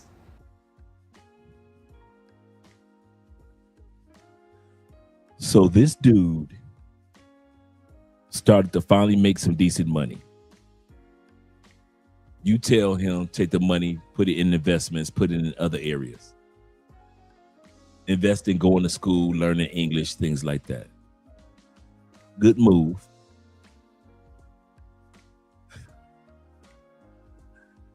This dude decides to build his own little home in DR. Now, mind you, he's supposed to be a husband, a leader. They're supposed to be making, they said that they'd already been making plans for him to move to the States. Question number one, why is this man building a house with his hard-earned money in DR if they're moving to the States? Who's he building this house for? Who's he building this house for? Secondly, she says that, hey, you know, his money ran out. He thought he had enough money to build a house on top of, and this is how it works in Colombia too. You'll have one generation that built the foundation house or apartment, right? The next generation will come and build the next level or the second floor, and that'll be their home. And then the next generation will come and they will build on. So that's why here in Colombia, you'll see a house that's brown right here, white right here. Then all of a sudden it's brown again. because so many different generations have built on top of each other. Instead of buying new land and building a new house, because that's how we would do in the States, we would buy new land and new house, right? No, in Colombia, they build on top of generations, build on top of generations, build on top of generations. They already own the land. They already own the first level house. Why not just build the second level? And then why not build a third? So that's very common. So that's, I don't know if they do it like that in Puerto Rico as well, but they probably do. But I know they do that in Brazil as well.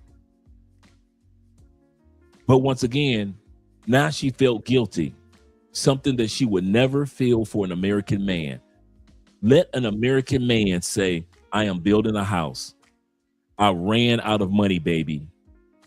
Can you give me, not loan me, can you give me the rest of the money to build my house, not our house, not our house. Can you give me the rest of the money to build my house? Let's say I want to build a house back home in Michigan. And I ask Andrea, instead of taking this money and investing it, or even buying a piece of property in Colombia, I buy a piece of property back home in Michigan. 8 Mile, if you will. I start building my house right off of 8 Mile Avenue area, right? Now I'm a 7 Mile man, right? Shout out to 7 Mile, 6 Mile. So let's go to 7 Mile. I'm on 7 Mile, right? I'm building on the east side. I'll run out of money building this house. I go to my wife, Andrea, who told me not to build a house in Detroit. She told me this, but I took my money and I decided to build a house in Detroit, and I ran out of money. And so I turned to Andrea, and I don't ask Andrea to loan me the money. I tell Andrea to give me the money. And I finished building my house in Michigan. Not a house for us, my house in my home city, around my home people.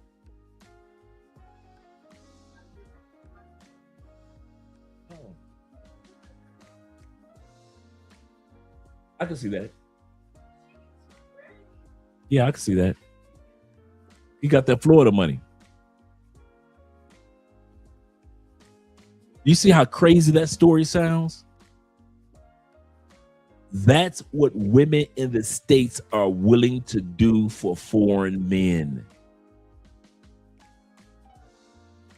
You caught that? So when these women are patting on their weaves and talk about what they won't do for you, and I'm not doing 50-50 with the man, and no, I'm not paying for a meal, and no, I'm not going to pay for movies, and I wish you're a brokey, they will say that to you, Canadian brothers. They'll say that to you, my British brothers. They'll say that to you, my brothers in Poland, my brothers in Czech Republic, my brothers in France. They'll say that to you, my brothers in Australia. But they would not say that to those foreign men. They will take that pen and, like old school, cut the check. Cut the check. Hot flashes plus the weave. Insufferable. IMF says, why would he put his money in investments just for her to take those returns to buy herself handbags and other BS? That's basically slavery. Dude was smart to build more wealth for his DR base, but he didn't have the money to finish it. That's what my point is. Shout out to him for building a home in DR. Just in case anything went left with this relationship with her, he had a home to go back to. So I'm with him on that. Here's the part. Who was he building that house for? If I'm married I am not sitting back thinking about first of all, if I'm married, I'm thinking about both of us. That's just osmosis. This is supposed to be your wife. We ain't talking about your girlfriend. If this is your wife, whether it be in America or whether it be in any other country, let's be real, fellas. You thinking about both of y'all. You ain't sitting back. I'm not sitting back. If I'm in Florida, I am not talking about. And I got a woman that I'm talking about married in Florida. I am not talking about building a house in Detroit for me. But when you're a foreigner, you can do that. And these women will co-sign it. Sounds like game. You called it. We're going to find out who he was building this house for. So I fly back to the yard to be with him and prepare for the visa interview. So before the visa interview, everything's going really well. After the visa interview is when shit starts going to hell. And it wasn't just the fact that I was realizing that I was going to be the sole provider, because I was ready to do that. We had already discussed it. But it was me realizing that you literally had done absolutely nothing to prepare yourself to move to the United States, even though we've been in this process over the last almost 2 years. So he's dragging his feet with the visa. He's dragging his feet to come to the United States. He's building a house in DR. Let's continue on. It was his baby mamas texting him, asking him, oh my God, I can't believe you're leaving. So where does this leave us? Boom. That's who he's doing all this building for. That's why he's dragging his feet about getting his green card. That's why he's dragging his feet about getting his visa. That's why he had no problem with sending her back to the States during the pandemic. That's why he took his money and invested it in building a house. That's why he asked the current wife, which was this lady, to give him the money to finish building a house. Because this man had a baby mama who he probably was still in love with in DR. And she was probably, we know how Dominican baby mamas are.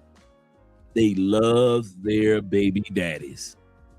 They love their baby daddies. Love them. One of the biggest mistakes you can make is messing with a Dominican woman that got kids, because she love her baby daddy. And wish you would say something about him. That's why he was dragging his feet. And that's why it was so easy for him to leave. Once he finally came to the States, that's why it was so easy for him to leave her in 2 weeks, because he had already had a house built using many of her proceeds, much of her money. He already had a woman and a child waiting for him back in DR. That's why he left her. So he got baby mamas. Of course, he has children in the Dominican Republic. So are you expecting him to cut off, that part of his life and move to the States? Like, that's a crazy big move, especially if he has children that he has to provide for. He has to provide for those children. So of course they're going to be texting him wanting to know if he's leaving. What do you feel for me? Excuse me? It was the finding him trying to initiate conversation. Yeah, and of course, this is the baby mama. The baby mama sent a text message. What's going to happen with us? How do you feel about me? We're going to run this back. I'm going to run this part back regarding the baby mama that he has in DR. That man was never left his baby mama. And here's the crazy part. As much as they want to complain about you having a side chick or cheating on them in the United States, UK, or Canada, it's amazing how they don't catch on when they're being cheated on for 4 years. She was with this dude for 4 years, married 3 years. The baby mama was still getting smashed to smithereens with the force of 1,000 Thors. He's pulverizing the baby mama's coochie. The baby mama is texting him, "You leaving? Well, where does that leave us? Me and your child. You leaving? Well, how do you feel about me?" A woman is just your baby mama. Don't talk like that. She don't care about how you feel about. She care about how you feel about them kids. This man has built a whole house with her money. Bruh, you in the States can't get a woman in the United States to get you a couch from IKEA. You just got a brand new apartment. You can't get the average American woman to buy you a couch from IKEA. But let it be a foreign man, she'll give him the money to build a whole house for him and his baby mama. Let it be a dude in Guyana like the first chick. She'll pay everything, the food, the gas, everything. All the things they won't do for you. Once again, that's the theme of tonight. Notice all the things they complain about when it comes to Western men, they are doing it for foreign men. That's why I tell you, you American men, the hustle is to get you a foreign accent. That's the new hustle. The new hustle is to pretend like you Idris Elba and you got you a British accent. Pretend like you got a Nigerian accent, even though you from Austin, Texas. Pretend like you ain't from St. Louis, but you from Ireland some damn where. I'm talking to my white brothers too. You need to pretend like you from Ireland, you from Spain, you from France. Throw you a little Polish accent off in there. You better pretend like you don't do. Hey, white brothers, do not pretend like you from Kentucky. Do not pretend like you from Arkansas. Do not pretend like you from the Carolinas or Virginia. White brothers, you need to pretend like you from Spain some damn where. From Italy. You're supposed to get you a Greek accent. Because if you want these women to be submissive, supportive, fit, feminine, friendly, you're going to have to fake like you're a foreign dude. Because from what we're seeing, the only men that's getting that type of love that you want is the foreign dude. The foreign dude. He said, man, if you ask that B to make, he said, make, nah, F that. He said, buy you a slice of apple pie. The average black woman probably will kill you and spit on your grave before they help you, before they buy you a slice of apple pie. He said, Dre, they know they just lie to themselves. Absolutely correct, but they don't lie to themselves about us. It's amazing how they want to be full of wisdom and insight and have spidey senses when it comes to us, but all of a sudden, spidey senses don't work when it comes to foreign men. All of a sudden, all it takes is a foreign accent, and all of a sudden, their spidey senses don't work. That's the crazy part. Yes, sir. They were together 4 years, married 3, and he scammed her and scammed her and scammed her. My brother said that she probably got off trying out, compete with with the DR baby mama, the ego on those feminist average black women. Bruh, I don't know what happened, but I know she ended up coming out that money. She expected him to stop being a parent and to live with her in another country. And that's a good way of putting it. She expected that man, Nick, to stop being a father to his child or his children and just hop to another country and forget about his kids, even though he had just built a house with this woman's money. You can't make this ish up, bro. He said, dang, dude. He said was secretly building the Bat Cave till she found out. Facts. That's a good way of putting it. And E-Man says this. He said, gotta start working on my African accent. Bruh, y'all gotta get them accents up, bruh. Stop speaking like you from LA. Stop talking like you from the Dakotas. All you dudes from Wisconsin all the way down to Little Rock, Arkansas. You need to get you a foreign man accent. I know you got a Maserati in the trunk. I mean, in the garage of your house. Don't pull that Maserati out. Let them women in this. Hey, you supposed to act like you are not from Atlanta. Stop pulling up in a fancy car. Have her come pick you up. If you got an accent, she will come pick you up, man. She gonna buy you a car. Those Atlanta women will buy you a car if you got a Nigerian accent. So play the game like it need to be played, brother. Yep, he played like a Dominican Batman. He may not say that he's a black man, but he dang sure say that he's a Batman. You better back the fuck up out my face, goddammit. I'm from Detroit, Michigan. Don't play with me. I hit that by mistake, but let's go back to the video. Of course, the baby mamas don't want him to go because, you know, that's what baby mamas do.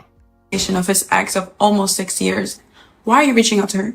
It was simply the lack of consideration and me realizing that you're actively trying to make me the villain in this story. I always thought I was making stuff up, that maybe it's just me, I'm the problem. Maybe it's the kind of men that I go for. Here we go. Another horror story. Another horror story. Black women in Korea. Let's go.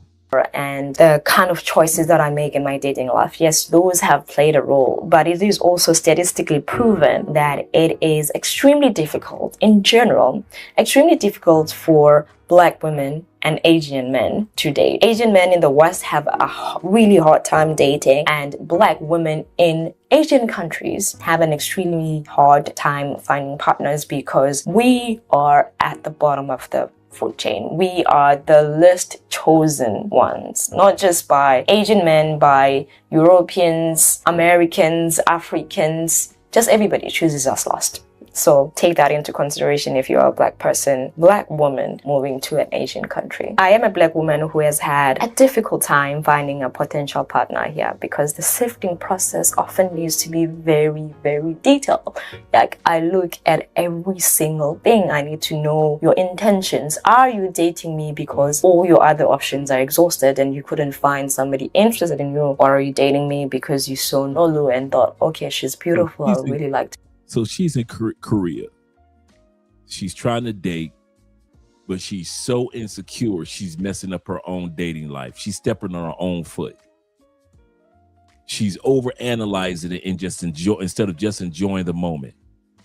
She's asking herself all of these abstract questions instead of just enjoying the fact that the guy might be out there just really dating her, whether it be for fetish, whether it be for fun. Everybody dates because of race or not. I don't know why women try to get around it. I don't even know why men don't care. I'm going to say this. Most of the women that I slept with in my life, because I was Black.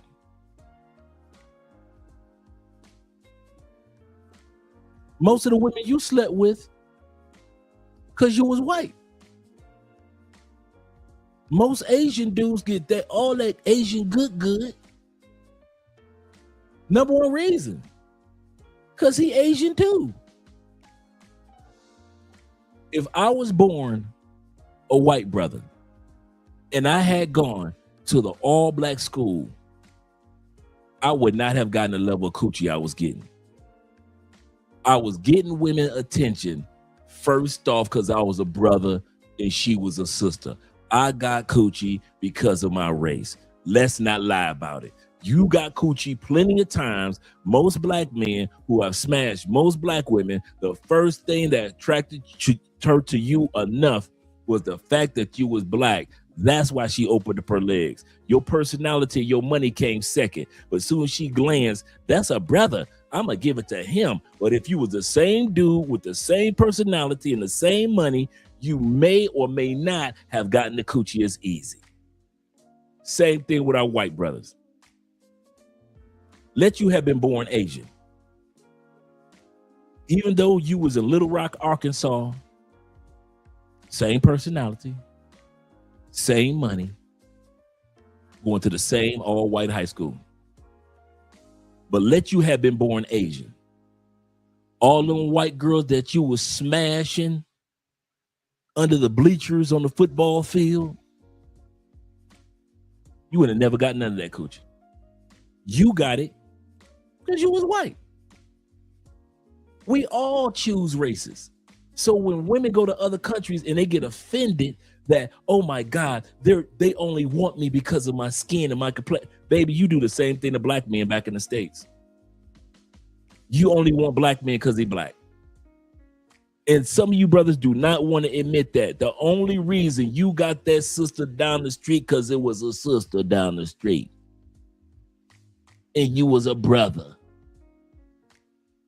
There are sisters that right now on I love you, black man, on all over social media. I love you, black man. I love you, black man. I love you, black man. I love you, black man. I would never give my sex to anybody but a black man. Let you have been born white.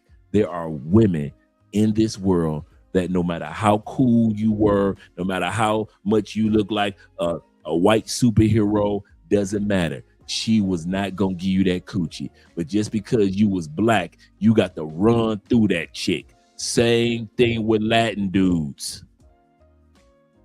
There are Latin dudes that know if he was not born Latino, he wouldn't have never got that Colombian, Brazilian, Mexican coochie.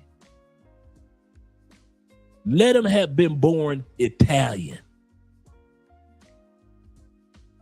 And he in Mexico. Some women would have gave it to him, but a lot of coochie he would have got if he was born Latin, he wouldn't have got. So let's not trip on this race thing, because at the end of the day, or this fetish, this one point is fetish. All people have fetishes about each other. All of us, every one of us have these inquisitiveness or this, hey, I would love to be with. All of us are like that. And if you think black women don't have a fetish for black men, you crazy. And if you think white women don't have a fetish for white men, you crazy. And if you don't think Asian women don't have a fetish for Asian men, you crazy. These women fetish over us just like we fetishize over them. Oh, the black queen, her black body. Oh, look at her curves, her this and that. We do the same thing. White brothers see the same thing. White brothers will look at a black woman and say, ooh, look at that behind. Ooh, look at them curves. Ooh, look at them pretty face. Ooh, look at them lips. If a white boy say it, it's fetishizing. But if a black dude say, look at those curves, look at those lips, look at that body, look at that this and that, oh, I can get the coochie. So just because I was born black, I can get the coochie and I'm not criticized. But if a white dude literally says the same thing, you are a beautiful woman, he can't get the coochie. And he's fetishized. You see how that works? That's why I always say, don't get caught up on this race thing when it comes to getting coochie. Because white boys, you got coochie because you was white. And black dudes, you got coochie because you was black. And Latin dudes, you got Latin women because your ass was Latin. Now, of course, there are those of us who date other races and things, marry other races. I'm not talking about that. I'm talking about just in general. Just in general, most people would rather date or mate or marry within their own race. So because you were born in that particular race, that's how you got her to mate with you. Not because of your money, not because you was cool, not because you had swag. first reason why you got that coochie in high school when you ain't had no money, when you were still kind of nerdy and you ain't had no swag yet, when you didn't have a nice fancy car, but you were still getting coochie in high school, it was because your ass was black. It was because you was white. When you was a white dude in high school or in college, you ain't had no regular job. You just had a job at the pizza spot. But somehow, some way, you still running through white girls. How is that? Because you were white. And white girls want to be smashed by white dudes. It is what it is. Only women complain that somebody want to smash them because of race. You see, us men don't care. Men don't care. Anytime I hear a man crying about being fetishized, she looking at me as a fantasy. And black women fantasize about you. Wait a minute. You don't think that black women fantasize about black men? You don't think that there are white men that get fantasized about by white women? You don't think that there's some Asian dude that's the fantasy of some particular Asian women? You don't think that? Man, we fantasize about people even in our own race. What the hell? Only women complain that somebody looks at them like a fantasy. Us men, we don't care. Girl, I'm your fantasy. Yes, you ain't never been. Hey, okay, I'm gonna end it with this. Put a 1 in the comments if you ever went to another country and you felt you had that swag because you knew you was gonna be the first American that she ever been with. I put a 1 in the comment my dang self. I done got plenty of coochie that I knew that she been with a few hundred, seems like, men in her home country, but she ain't never been with a black American. I'm your first black American. There are women I smashed because I was the first. I don't care how many Brazilian dudes she been with. She ain't never been with an American. She. I don't know if it made me extra harder. It made me thrust a little more. It made the sex a little longer. But is it just me? When you know that you're the first American, I don't care if you black or you white. When you know that you're the first American, she ain't never had no American. She ain't never had no Sylvester Stallone. She ain't never had that Die Hard. She ain't had no Die Hard yet. She ain't never had nobody put that Rocky up in her. She ain't never had nobody put that old school Ronnie Coleman up in her. Ain't nobody put that up in you, girl. Ain't nobody beat it up in English. I'm about to tear this coochie up in Ebonics, girl. What's Ebonics? Don't worry about it. You gonna like it. Your ego get like this when you know you the first American dude. You ain't never had no man. Oh, I'm about to do some magical stuff. You start sprinkling stuff on the coochie. Let me put some salt, some paprika, some Old Bay. You put an Old Bay on the coochie. Let me put some Old Bay on the coochie. Because you know Americans, we love our seasoning. Put some Old Bay on the coochie, some paprika. Hold up, girl. Let me put some lemon pepper on this coochie. I'm going to show you how Americans do. I'm putting some lemon pepper on this coochie. Your ego gets so big when you know you're the first American. In other words, men have no problem with being in somebody's fantasy. They watched us American men in movies, television shows, from Will Smith back in the day to seeing us way back in the day, Last Dragon movies, to seeing us in Rocky and Die Hard.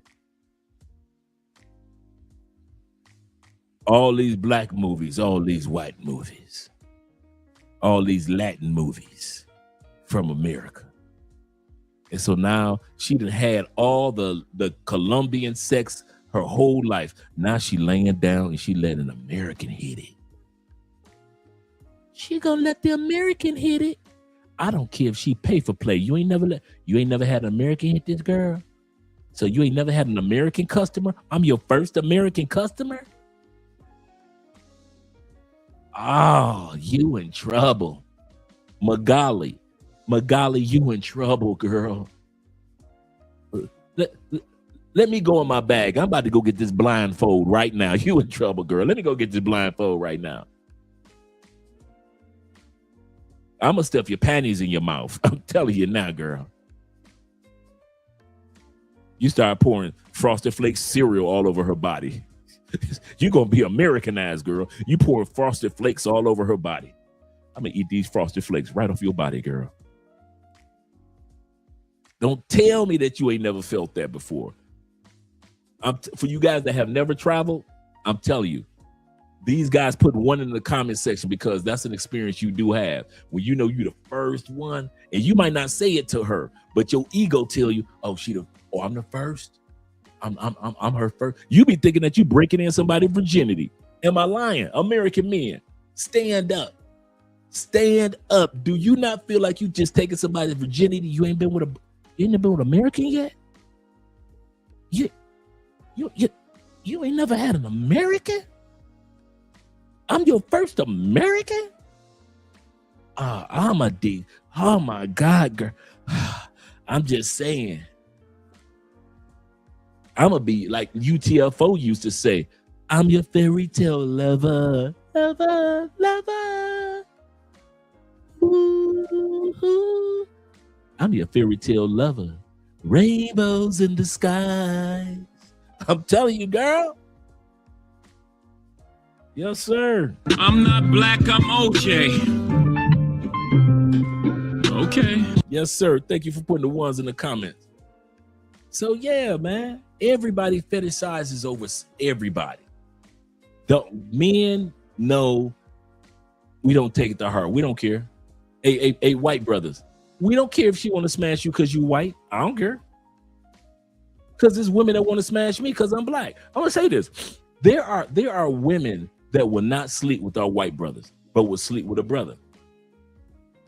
And I mean women outside of our own races. So there may be an Asian chick that's like, I'm into white dudes. Cool. I don't trip on that. Because right down the street, there's an Asian chick that said, I love chocolate. I love the brothers. Cool. It's a win-win. We American men. We gonna win either way. I don't care if you win as an American white brother. I don't care if you win as American Latin brother. America gonna win in the end. I never get offended when a female say, I'm into that race, but I ain't into you. I ain't into that race. You know, I don't date black men, but I love me a white man. Cool. Cool with me. I ain't never tripped on that. I never was one of them dudes that felt all self-conscious. Like, you want to be with the white man. You must love the white. I don't give a damn. Because I know right down the street is 3 Asian chicks that want to do a foursome with a black man from the United States. So I don't trip.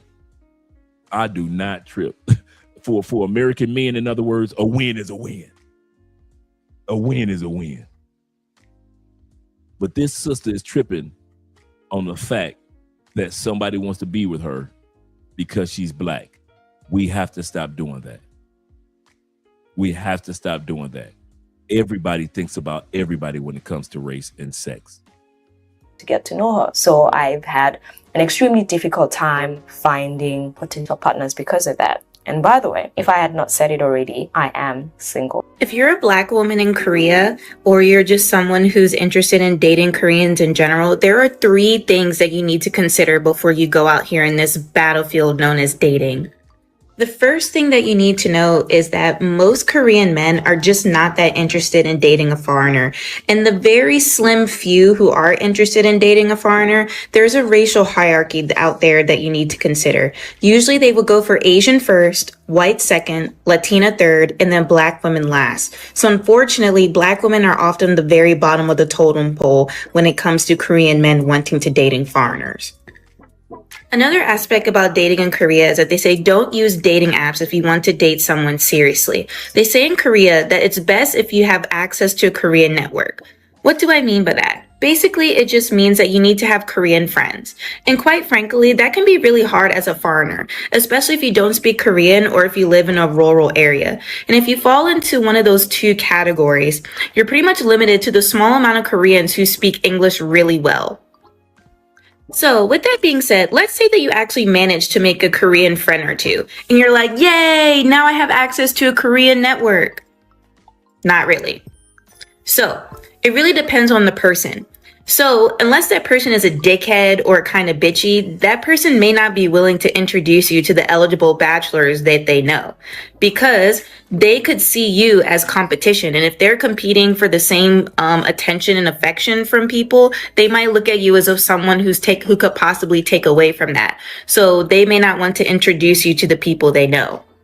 Struggles that we have had as Black girls dating Filipino guys here in the Philippines. Filipino men are shy. I think we're feisty, right? We are we are like, we don't like. Filipino guys are not attracted because we have dark skin. Sometimes we do find people who are interested.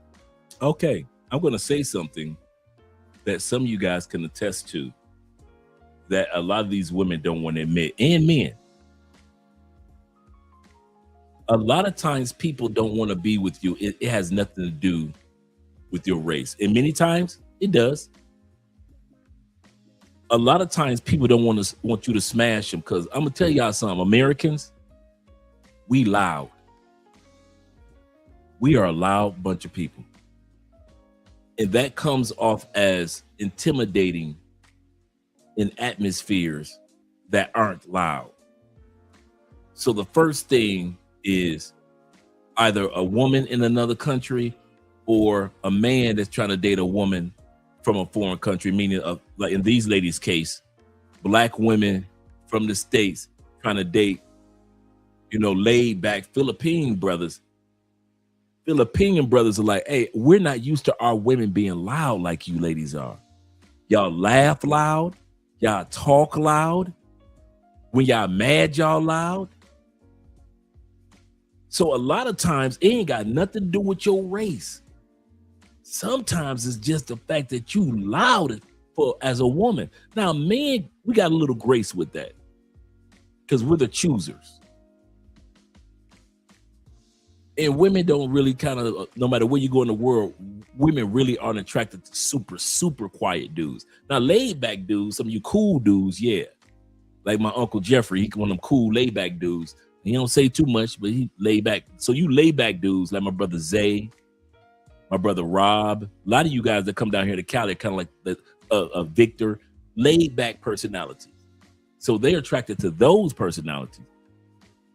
But women normally aren't attracted to dudes that are super, super quiet, right? So be it. So men don't go through it too much. But women, when you are from the West, you are loud, ladies. We see how loud you are here in Colombia. I'm like, dang, we hear y'all when y'all coming into a restaurant. We hear you from the other side of the mall. Colombian men aren't used to hearing these loud Black women and having to date one. No, Brazilian men are not used to sisters being ultra loud all the time. Yes, when it's time to party and have fun, that's one thing. But just be walking and talking? No, the Latin community is not used to that. And if the Latin community is not used to people being super loud when you're just talking, can you imagine the Asian community? So a lot of times women think it's about race, and a lot of it is just cultural habits that we bring to other countries, or that you ladies bring to other countries. that those men don't gel with. They don't think loud and giggly chicks are feminine. They don't think the head snapping in the weaves are feminine. They aren't used to weaves. That's another thing they got nothing to do with race.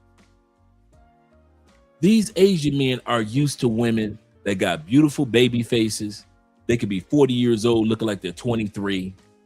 They're used to their sisters and their cousins and their female co-workers with long, beautiful hair, and it's their hair. They're not used to weaves, ladies. They're not used to braids. I don't know why y'all think y'all going to other countries and these men are supposed to automatically, in Japan, they're used to seeing lace fronts. They're not used to seeing women with eyelashes that touch their eyebrow. They're not used to that. You ladies are blaming it all on race, but I'm telling you, a lot of times, ladies, it's all about your cultural dynamics that you are bringing to other countries. There are countries that aren't used to loud colors. In the United States, y'all will wear neon. I give you a perfect example. How many times have you guys been in Colombia and you ever seen Colombian women wearing neon?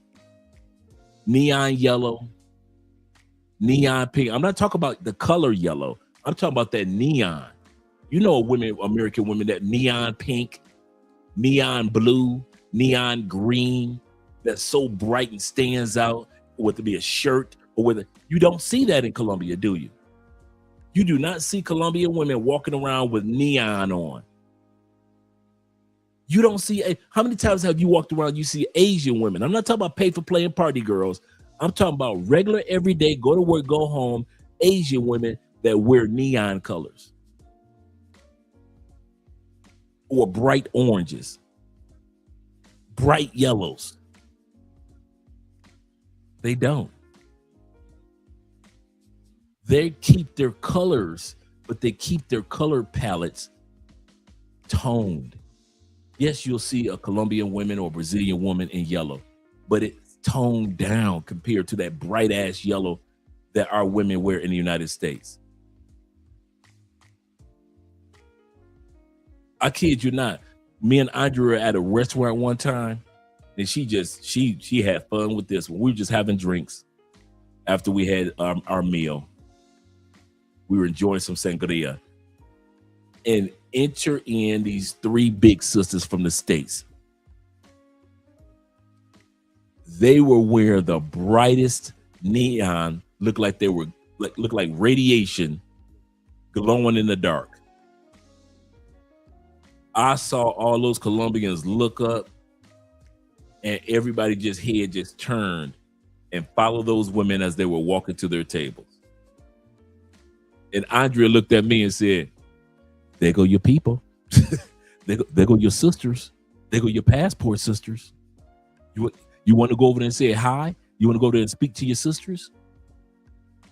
I couldn't do nothing but laugh because Andrea was right. Those were my sisters from the States.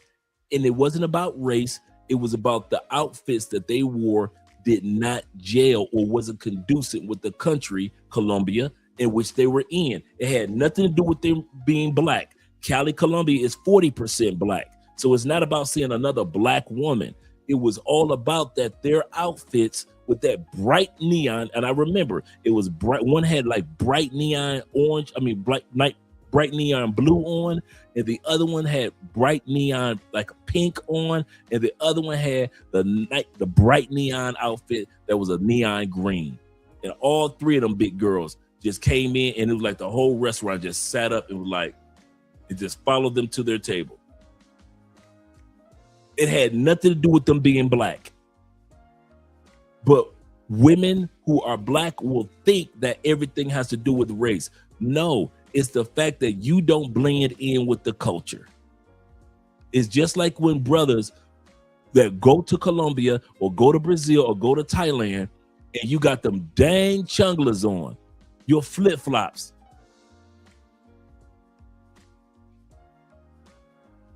chunglas, sandals,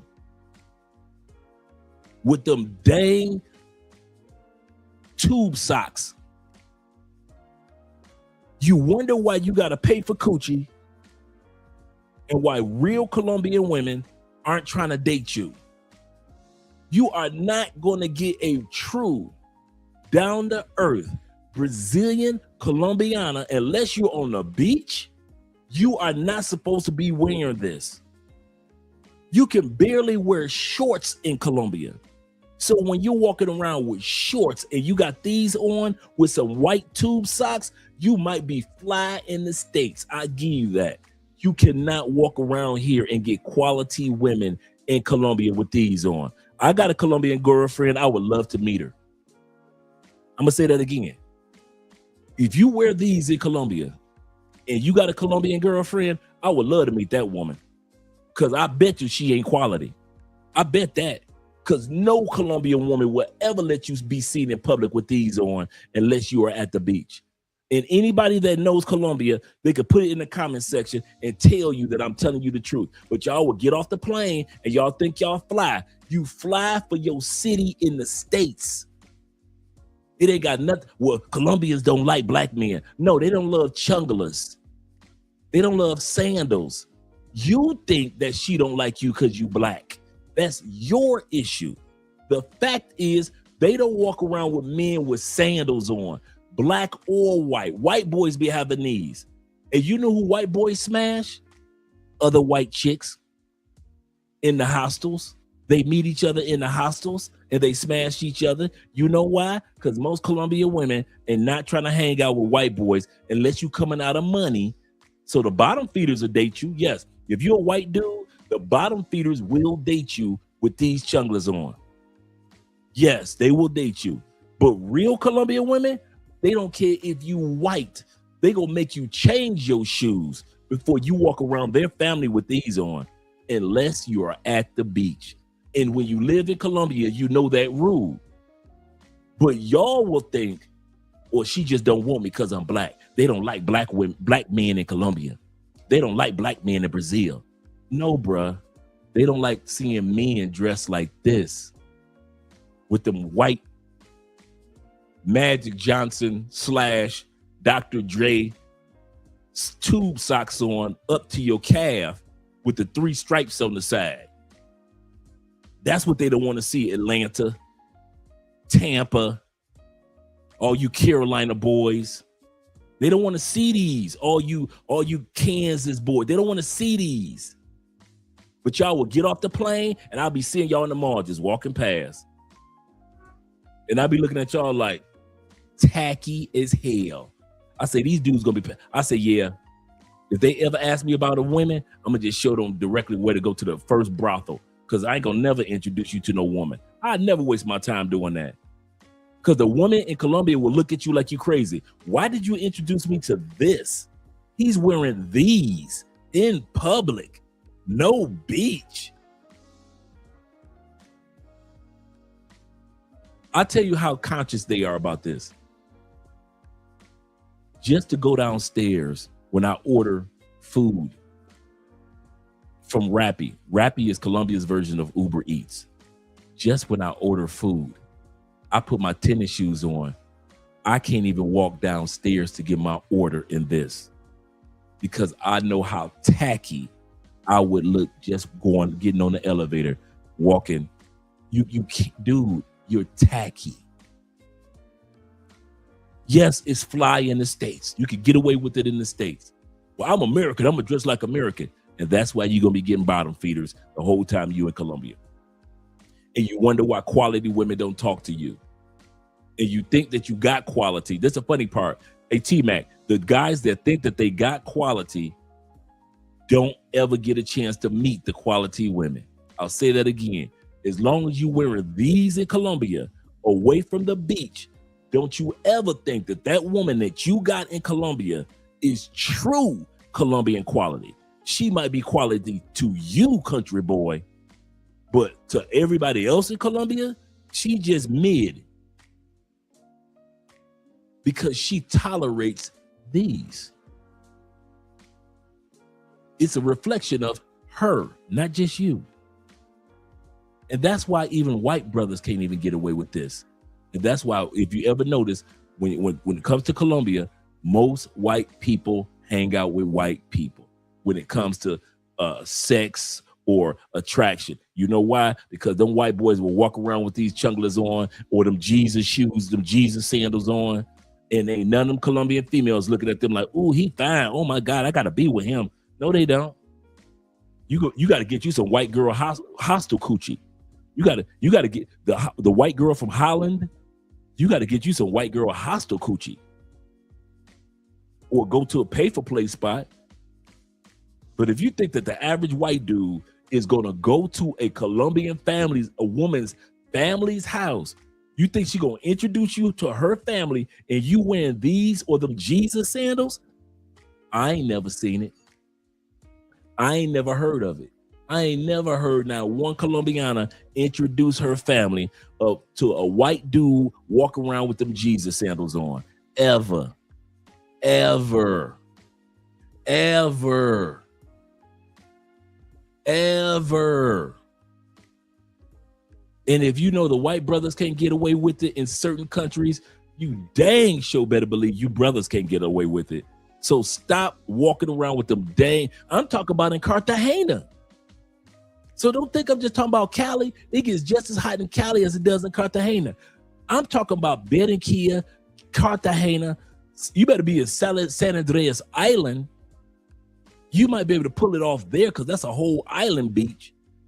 But if you think you're going to walk around Medellin with sandals, you motherfuckers crazy. Y'all crazy. And they be having the tube socks on in the shorts, in the Jordan shorts. And you can't tell them brothers nothing. They be walking around like they John Travolta in Saturday Night Fever. I'm a ladies' man. No time to talk. Y'all be walking around like y'all ladies' men. No time to talk. I'll be looking at y'all in the mall. I'll be sitting up there having my drink. And I just be watching y'all in the mall. And you know what I be thinking? I say, I hope these brothers don't turn around and recognize me. And what I mean is not love crossing borders, but recognize, hey, that's another brother from the States. Don't be walking up to me. You got sandals and flip-flops on. You got tube socks on. Don't walk up on me because they gonna think, or he must be like them. Don't walk up on me. I'm serious. Do not be walking up on your boy Drake. Hey Drake. I'm playing stupid. I'll play so stupid. I will walk into the Reebok store knowing they ain't got my shoe size. I just walk into that store ignoring you. I'm running into the Reebok store. Before I walk up on you, hey, what's up, brother? They do not play that in this country. What's my point in saying all that? My point is that we have to be ready to make adjustments if we're going to be in these other countries in order to attract who we want to attract. And a lot of times it is not about your race that person didn't like. It was something culturally that you're doing that person doesn't like. Whether you're the black girl that's rude and you're wearing weave that they're not used to, a woman wearing weave, or whether you're a white boy with the Jesus sandals on and you in Colombia. These people are not used to that. So white brothers, get you some dang shoes. I don't care if it's some tennis shoes. Get you some shoes. And get you some socks. Do not be putting on shoes and you climbing up the mountains and your foot gonna be stinking after you come down that mountain because you ain't putting no socks on. Put some socks on. And sisters, you're gonna have to change how you speak while you're in other countries. It is what you can be as loud as you want to once you get back in the States. And I mean it. I, as a man, I've had to adjust my tone because when I'm at a restaurant, if I speak like how I speak on the microphone to my fellow Americans, I could sound rude, loud, and disrespectful to the atmosphere. So when you guys hear me on the mic, I'm loud. But at lunch in a lasagna spot, I've learned to tone it down because the atmosphere around me expects me to talk with a softer tone, not soft, but a lower tone. And that's the whole atmosphere. And so I'm used to now kind of like not being as loud. Not being as loud. Yeah, get you some loafers. Get some loafers in your life. Seriously. Yes, sir. Shout out to you, IMF. So let's go back to the video. Let me shut up for a while. But I just want to make a point. A lot of these women are blaming race for the fact that you just aren't culturally accepted. But they're interested for the wrong reason.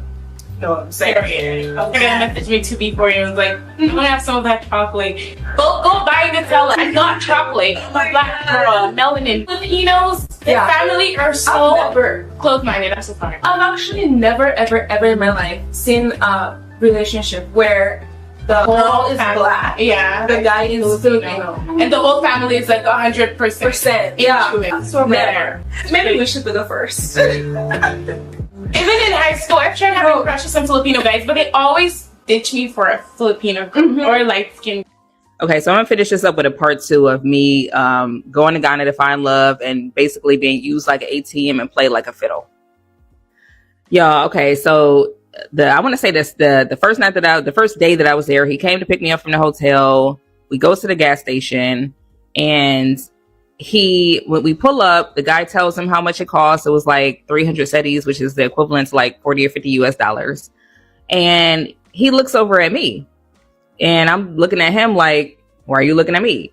So he was like, oh, it's gonna cost 300 cedis for the gas. So he picks her up from the airport. They go to the gas station. He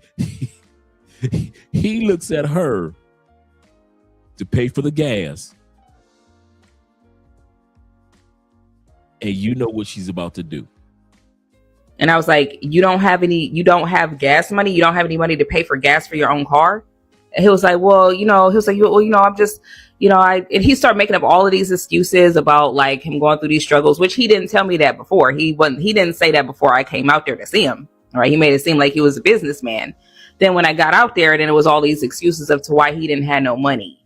Oh, I don't have no money. I don't have whatever. So I'm like, in my mind, I'm thinking like, what the hell is going on? So anyways, just to speed this shit along, I paid for the gas, but for that day. And, I checked him about that. I'm like, you don't have gas to pay for your own. You don't have enough money to pay for gas for your own car, sweetheart. Like, so then, we're talking about that and he gives me this explanation, but I'm like, that particular day, I started looking around as we were driving. I'm thinking like, should I just leave this motherfucker and go and get me a check out of this hotel, check into a different hotel where he don't know where I'm at? Or should I look for flights to go back home early? Like, I'm thinking like what to do, because he basically told me that he didn't have any money at all. So this entire trip, if I'm going to be with him, it's going to be all on me. Once again, these are not uneducated. These are not broke chicks. These are not big girls. These are the type of women that you would think would be considered back home in the States quality women. Correct? These are the women that says we are doing better than the men. These are the women that said, I got my degree. I've got 2 degrees. And when it comes to American men, let's be honest. If an American man pulled up to a gas station in Louisiana, in Ohio,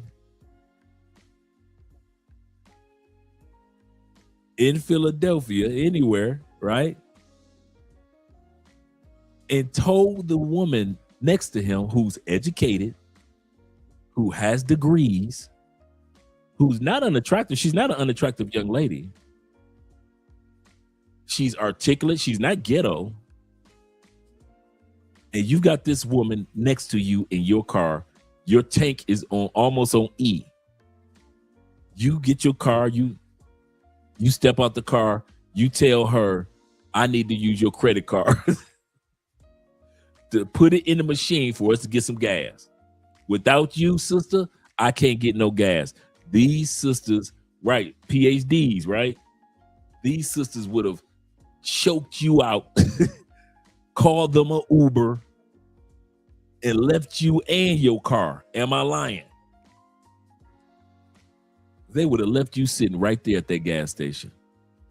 But because it's a foreign man, somehow he can get away with stuff. She already came up with the answer.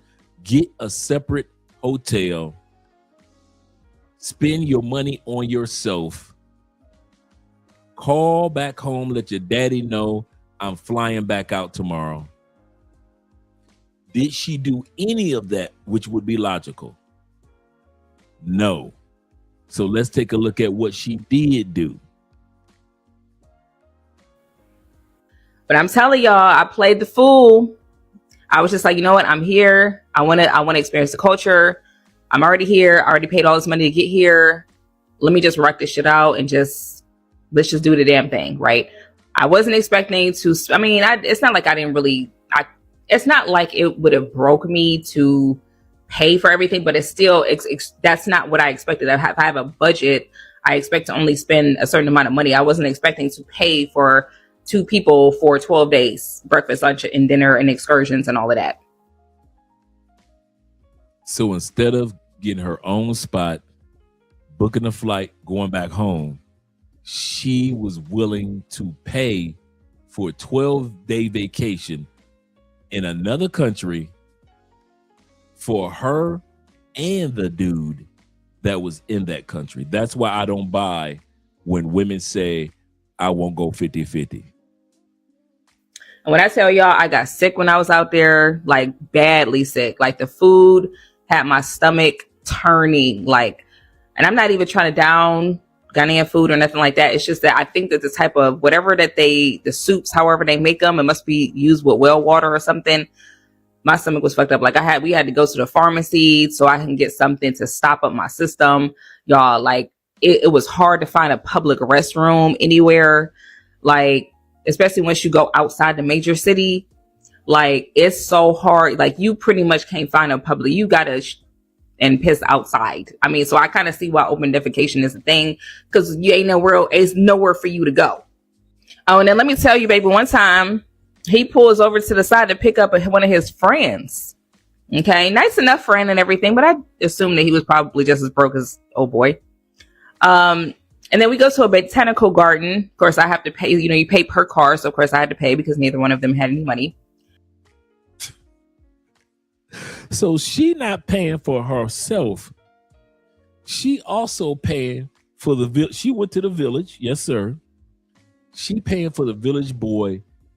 He got his friend to jump in. So now she also paying for his friend.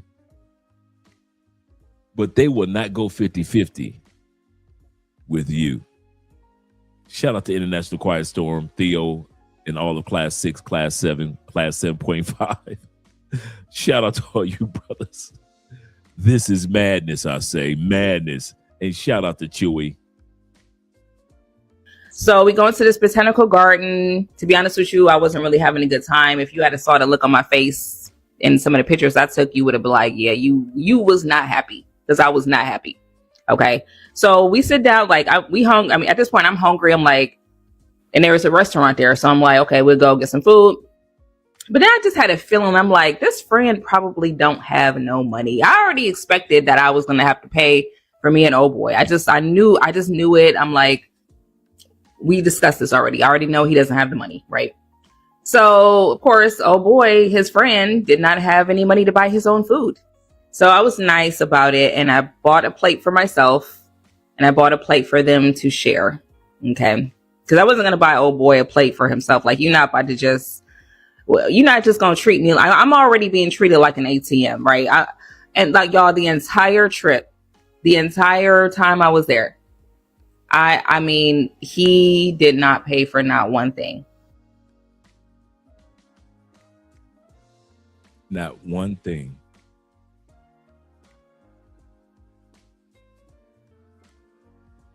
Here's the crazy part. And he was smashing the coochie.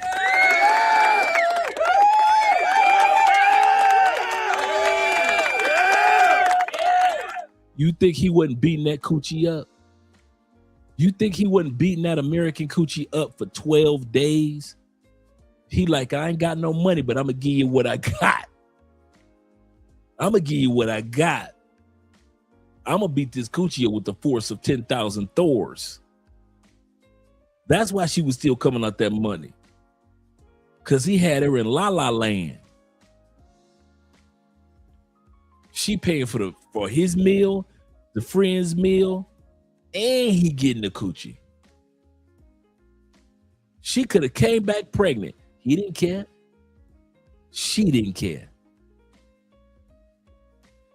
She paying for the whole experience.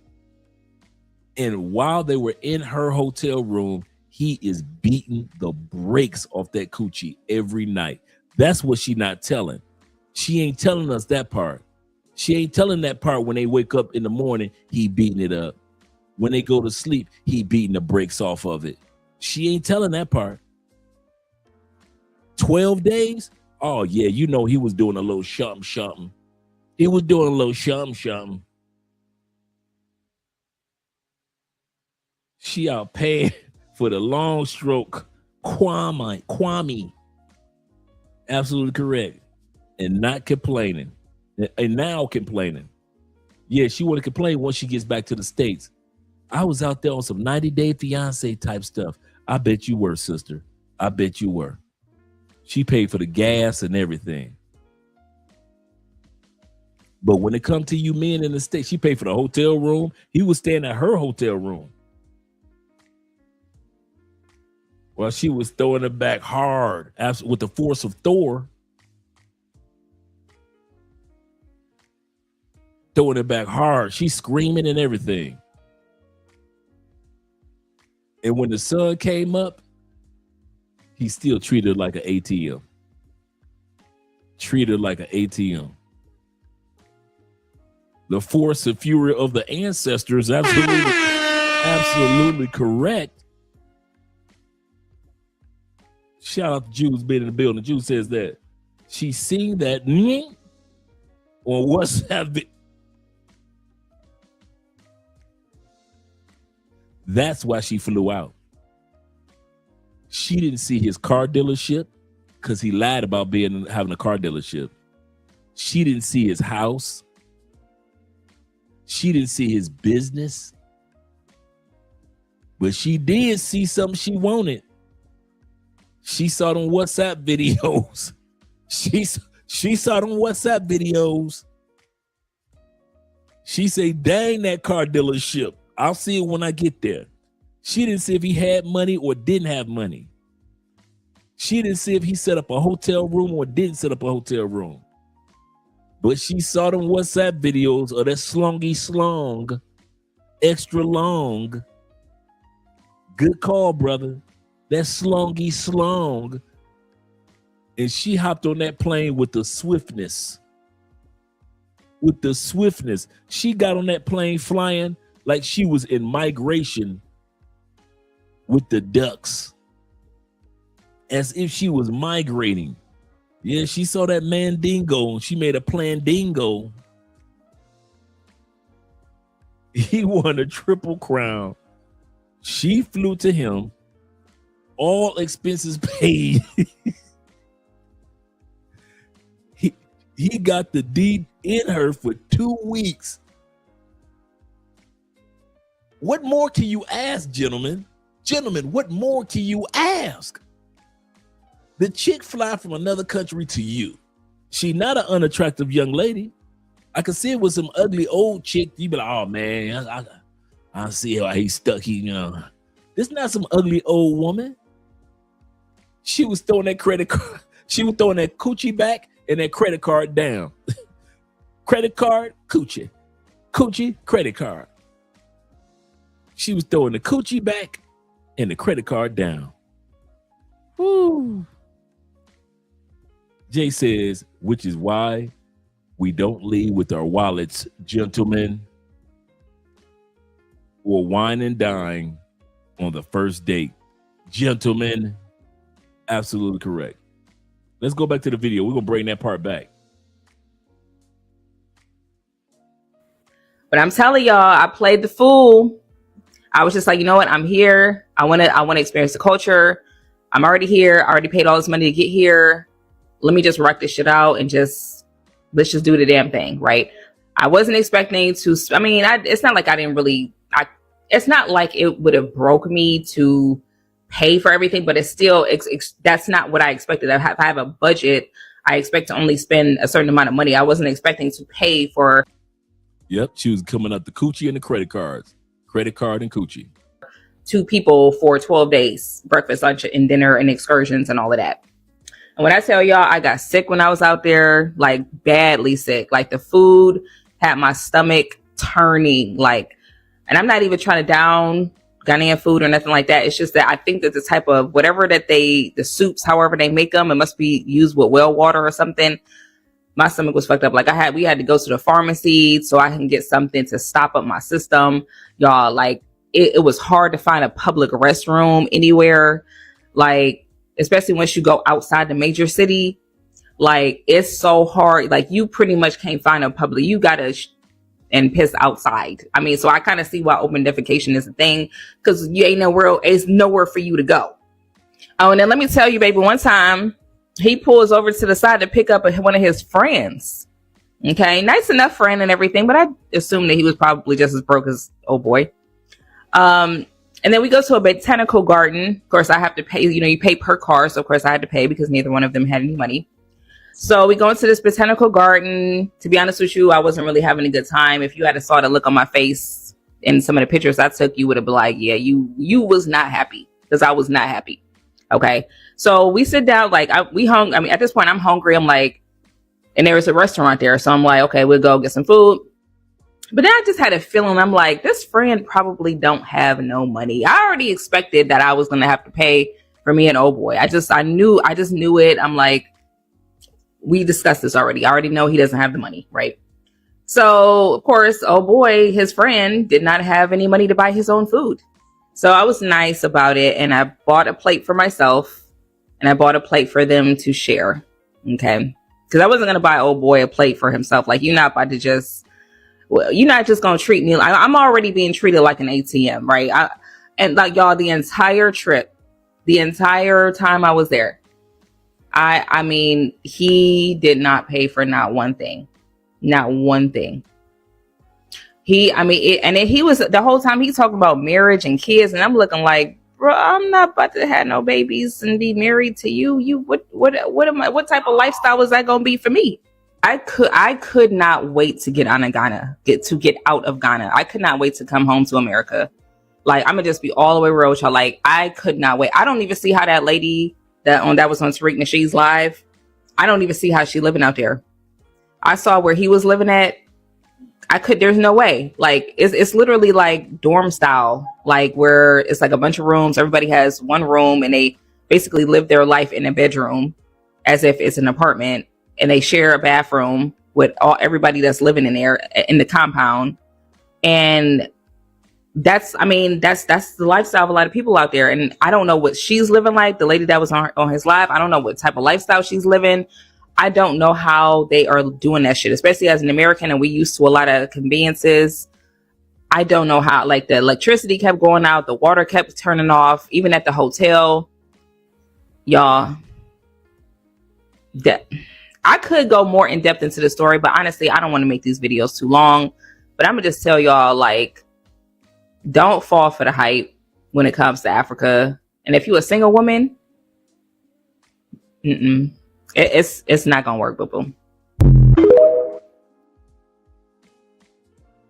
We're hearing one side of the story, but I'll let her finish. So now we're beefing, and I'm telling him, bro, like, if you don't want to come to the United States right now, you don't have to. Now, for all you guys that weren't here earlier, this young lady right here, she's American Dominican. She went to Dominican Republic to find her man. You guys missed a good one. This is a part 2 to hers. She went to Dominican Republic to find herself a man. while there, this one right here, she found a man. They were together 4 years, married 3. He finally got a good job while in DR. She had gone back to the States. They're doing the long distance for a minute. He takes his money instead of saving it, because they had already applied for the visa for him to come to the States. Instead of saving his hard-earned money, he decided to build himself a house in DR. Not for him and her, for himself. Even though they've been married 3 years. He ran out of money. For all you guys that weren't here earlier, he ran out of money. She sent him the rest of the money from the States. And what ended up happening, he finished off building his house. And the way that it looks, he built the house for his baby mama and himself in DR, even though he was married to this woman here for 3 years.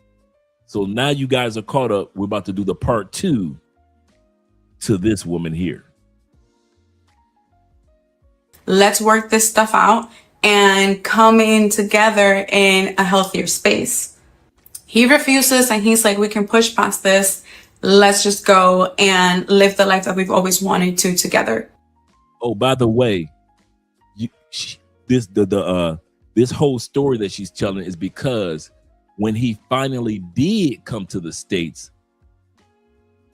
had his visa, on his way to get a green card, he left her after 2 weeks and went back to DR. After 2 weeks, he went back to DR.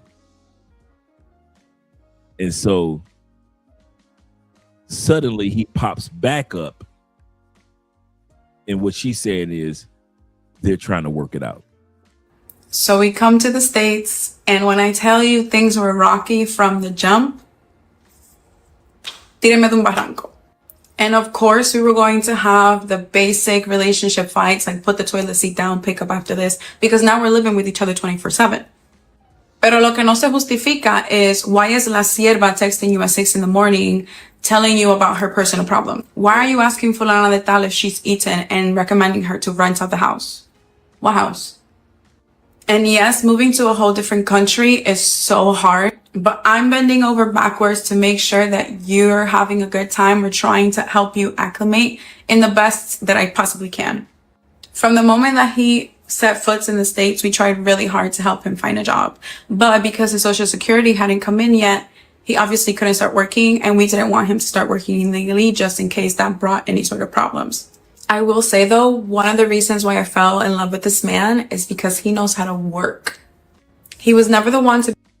Now, for those that weren't around for the beginning of the video, she said from the first time she met him, he was struggling to make money, save money, keep money. Now she's talking about, oh my God, he had so much drive. He was out there trying to get the money. That's why I fell in love with him. Well, wait a minute, sister. You told us on part 1 that from day 1, it was struggle love. And that's why you had to help him build the house that he built in DR. Be lounging around. He always was trying to hustle, work, provide for both of us when I was living there and I didn't have a job. And even after both of us were settled in, like, he was always really good and never asking me for anything, even though I would be the one to offer. Which is why I was so understanding when I could see that he was restless being here and not having anything to do. Lo que yo no entiendo, however, is that your restlessness is coming because you know you have bills to pay in the Dominican Republic and kids to maintain, but you did absolutely nothing para ahorrar tu dinero cuando tú podías. So unfortunately, the bickering and fighting Yes. When you take a man from not only from a different country, but he has children that he has to provide for, of course he's going to be restless because he thought that this was the land of opportunities and money and gold, and he thought that he would have a job. I wonder who put that in his head, that he would be able to find a job immediately. He would have been more, if she would have been honest with him and told him that it might be difficult for him to find a job, he wouldn't have left in the first place. He wouldn't have left in the first place. He left because you assured him of certain things, and those things were not met. And that's why the tension started, because he believed that you could do certain things as far as employment is concerned, and that didn't come through. And you want to distance yourself from that and say, well, that was his fault. Continued, and one of the first things that he said in our real fight was, "Is this why you brought me here? Like, get me my flight so I can go back." To which I responded, "What you're not going to do is sit here and try to make this like I was the one who brought you here." When he said, "Is this why you brought me here? Get me my flight." He ain't even have enough money to go back. He told her, "Get me my flight, heifer. Get me my flight. Get me my flight back to DR." And he left after 2 weeks of being in the States with her. this was actively your decision. Because what you're not trying to do is make this a me problem. Let me debunk why passport sis don't work. Because of the delusion that women have. Men can say, you know what? I could go overseas and find me a woman that I'm looking for. I'm gonna be honest with you. American women do not have that luxury. I spoke to men in different countries. They ain't checking for y'all. Y'all don't come with the qualities that they want in women. I've talked to human men in real life that said American women is a no. Absolutely not. Why would they leave their women who are raised to treat their men and be cooperative for an American woman, unless they're trying to get a green card? And if that's the case, so you want somebody to cater to you? You want a woman to be dependent on you? No, we never said that. Men in general, globally, want submissive women. Women in other countries are not looking at submission as I'm a slave, and that's one of the main issues why foreign men are not checking for American women. So y'all don't have that luxury. Y'all got no problem taking care of it if you want the green card. Facts. Within 60 days, he had his green card. Within. And none of his friends in Philadelphia, DC, or in Africa believed me. Okay, we got another horror story. My husband, this sister right here, your queen, your sister queens, my husband is married with 2 kids. My husband, meaning that she got married with 2 kids, got this man a green card. Back in Nigeria,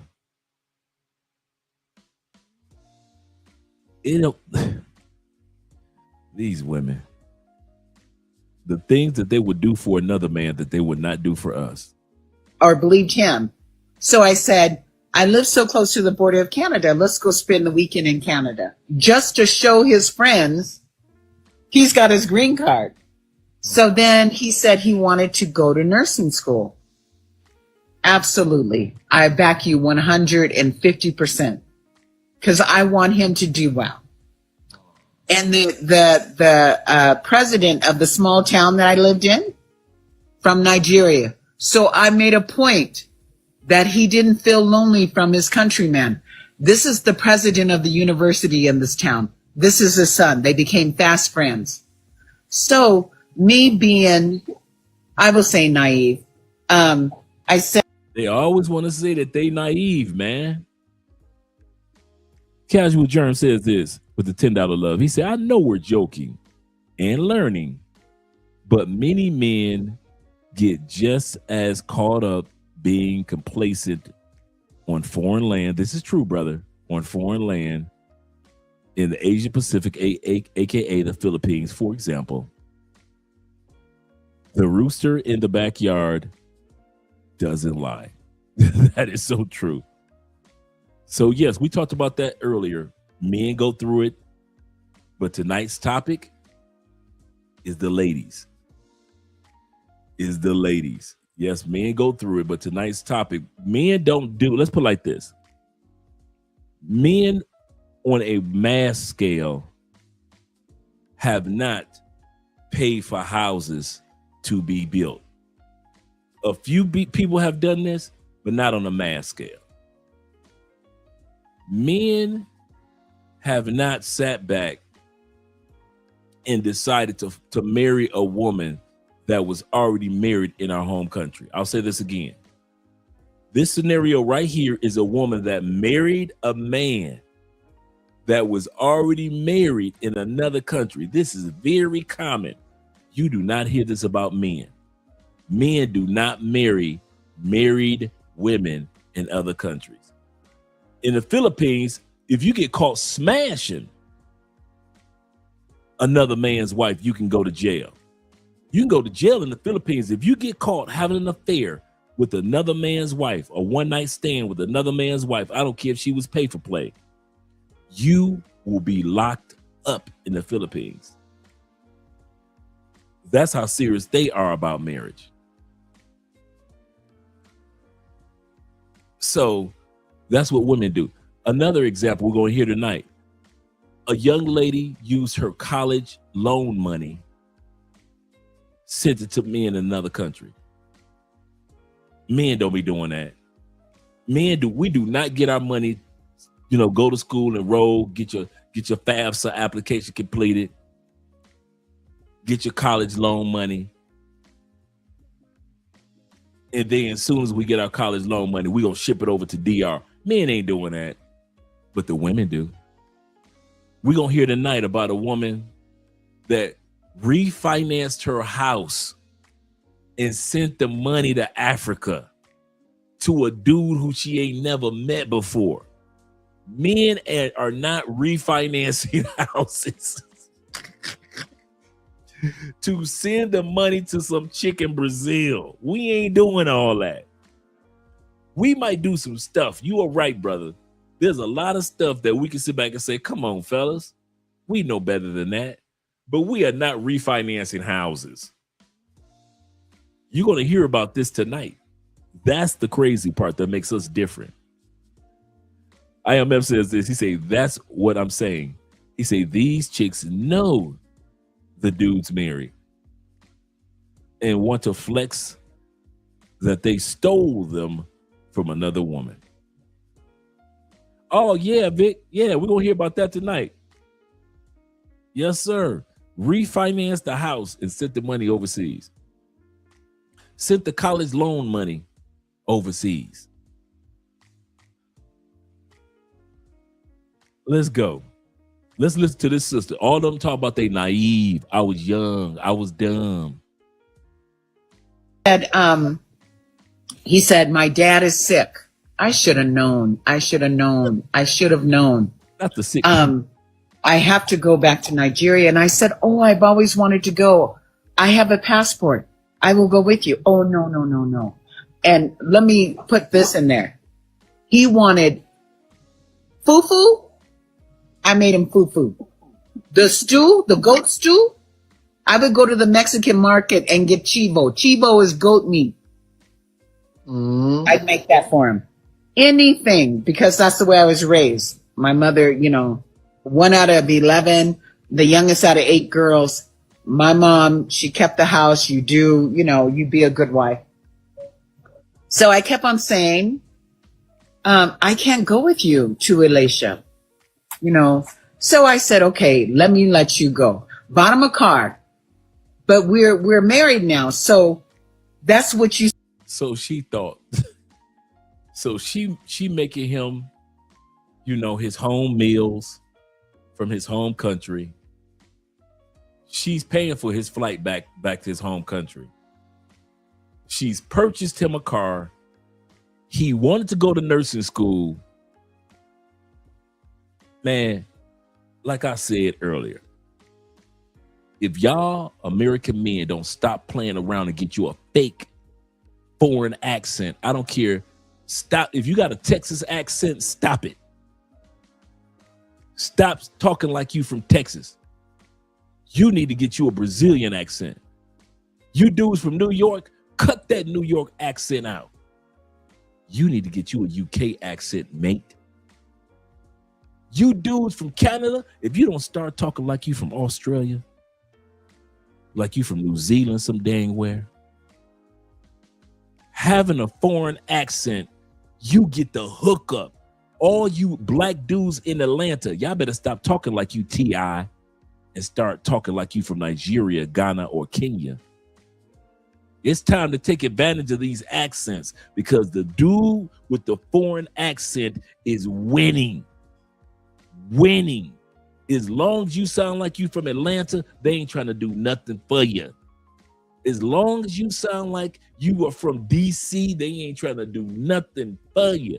If you from the state of Washington and you sound like Sir Mix-a-Lot, if you sound like anybody from Seattle, you ain't gonna get hooked up.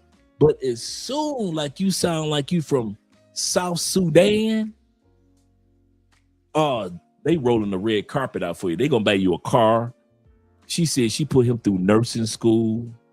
We just sat back and we looked at the other sister. She built him a house, helped him pay for building a house in his home country. The other sister, did she not say that she paid for the gas of the car, paid for the whole trip, gave him the coochie and the credit cards, paid for his friends' food? All these dudes had to do was have foreign accents. That's all they had to do. I don't know why we American men keep on using American accents when we know now if you have a foreign accent, American women will roll out the red carpet. You better be like Madonna used to do. Remember when Madonna first moved to UK? Madonna had the worst British accent, but she was working that thing. You could tell Madonna she was not born in the UK. Her accent was horrible, but she was trying to work it. You better do like Madonna. You better pretend like you from Venezuela, because these are the men that's getting this treatment. But they are telling you as American men, I ain't going 50-50. I need a man that's going to take me to Ruth Chris. I need a man that's going to cash app me, Venmo me, PayPal. They telling y'all all this as long as you sound like an American man. But the moment you sound like you from Ghana, South Africa, Eritrea, the moment if you're a white brother and you sound like you from Italy, Spain, France, Greece, Poland, Czech Republic, Turkey, Qatar, the moment you got you an accent, bruh, watch they open up their legs and their wallets. Man, you American men gonna stay broke. You gonna stay broke. If you got a foreign accent, you ain't never got to pay for a drink in the club again. If you got a foreign accent, you ain't never got to fill up your gas tank again. If you fake like you got a foreign accent, you can get that coochie and she'll pay you child support and y'all ain't even got no child. She paying you child support every month and y'all ain't even got no kids. Man, y'all keep on trying to act like y'all. Forget them Detroit accents. Forget them Chicago accents. Ohio, you better learn how to speak like you from France. You better learn how to speak like you from France. Like you coming from Morocco. Y'all losing. You American men with them American accents, you dudes are losing. These women are cussing y'all out, fussing y'all out, calling y'all lame, calling y'all weak, calling y'all inconsistent. But as soon as a dude says, me no black, he could get all the coochie and he can get a house built.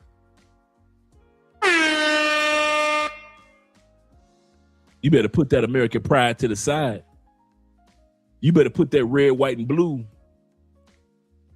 Man, if I was in the States, man, I'd put my red, white, and blue flag up in the closet. You'll be seeing me walk around with a Japanese flag. You'll see me with different accents and different flags every month. 1 month I'm walking around with a Guyanese shirt on. and I'm using a Guyanese accent. Next month, I'm sounding like I'm Japanese, trying to pretend like I'm trying to learn English.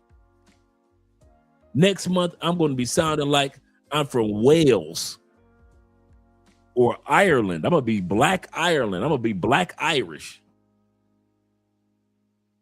Next month, I'm going to have me a British accent. Next month, I'm going to have me an accent from Kuwait.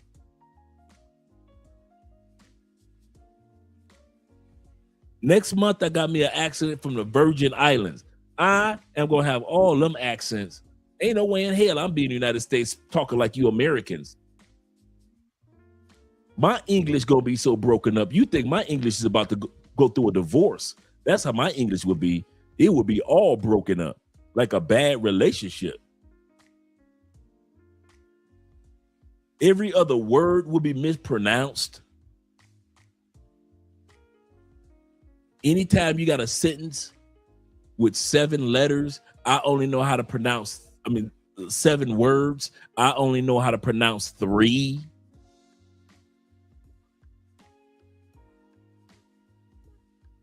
I'm waiting for some female to ask me, where you from? That's going to be my end. If I was in the States, I'll be working towards one question and one question only, waiting for fine females to say, ooh, where you from? I'll be throwing my Congo accent off in there. I'll be like, I'm from the Congo, baby. Man, I be lying so much, I just make up stuff. I'm from Rwanda. Rwanda don't even exist. I be lying and saying I'm from Rwanda. Rwanda is real? Yeah, I'm from there. I'm from Rwanda. I be making up a capital. I'm from the capital city of Rwanda. Kamukmuk. What city you from in Rwanda? I'm from Kamukmuk. How do you spell that? Qumukmukque.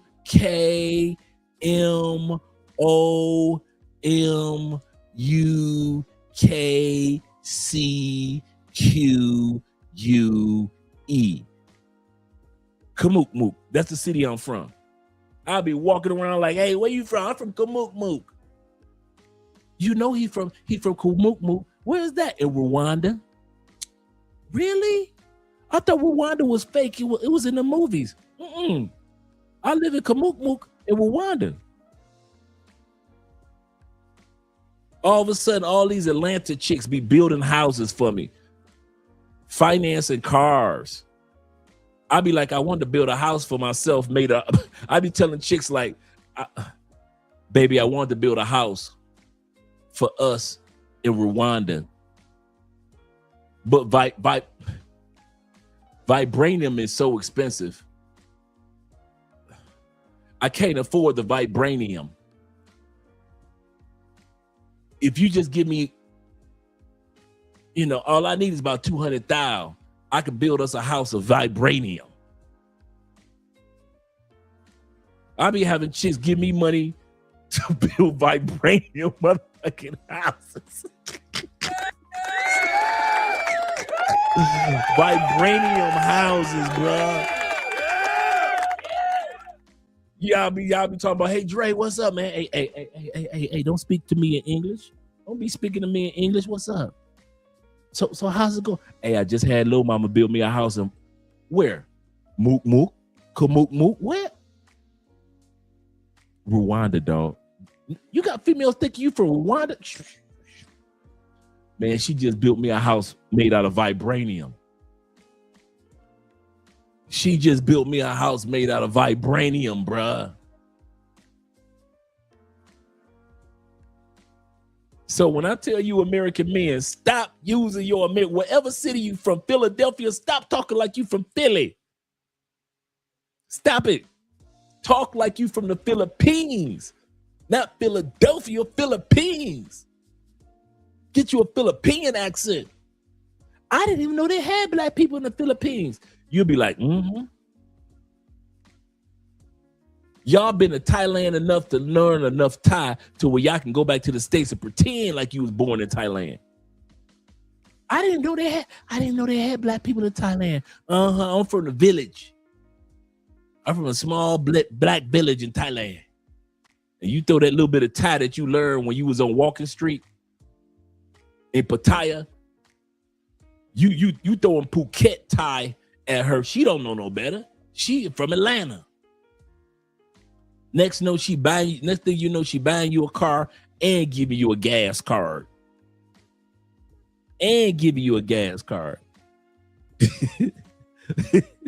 Vic said, y'all got me dying over here. I'm just saying, Vic, I'm telling the truth. Them American accents gonna keep y'all men broke. You gonna have to spend money. Y'all already know, we know the stats. The average American man is spending $15,000 a year on dating, mating, and relationships in America. $15,000 a year. You could do so much with that $15,000 a year if all you got to do is fake an accent.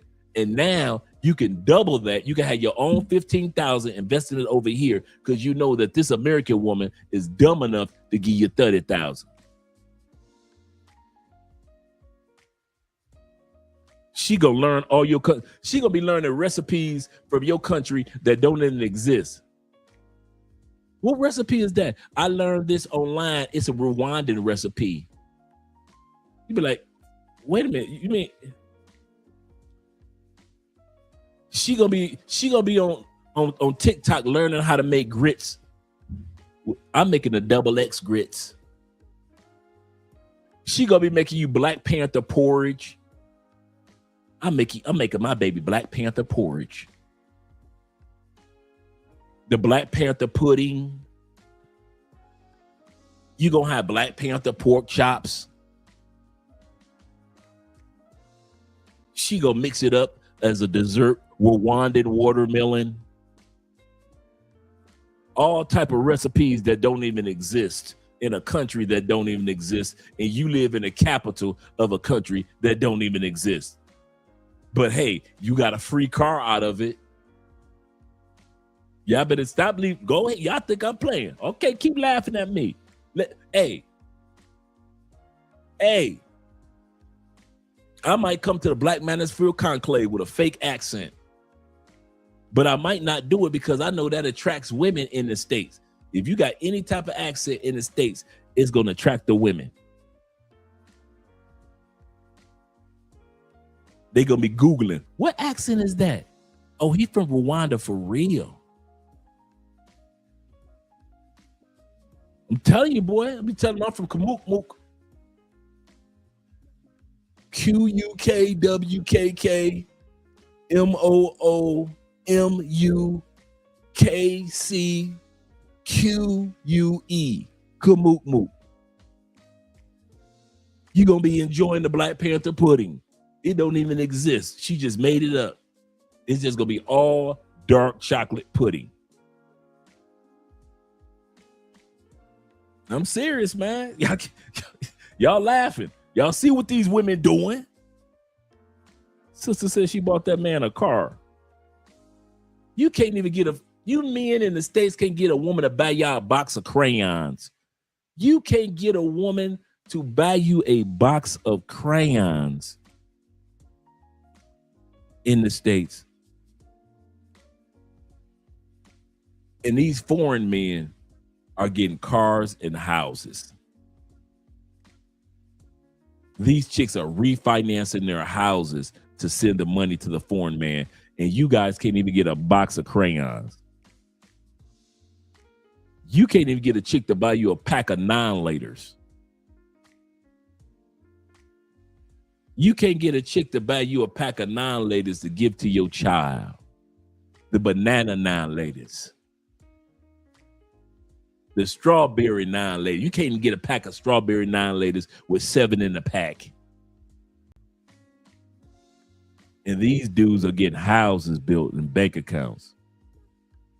They can't even get colored pencils. Nope. Can't even get a box of colored pencils. Box of chalk.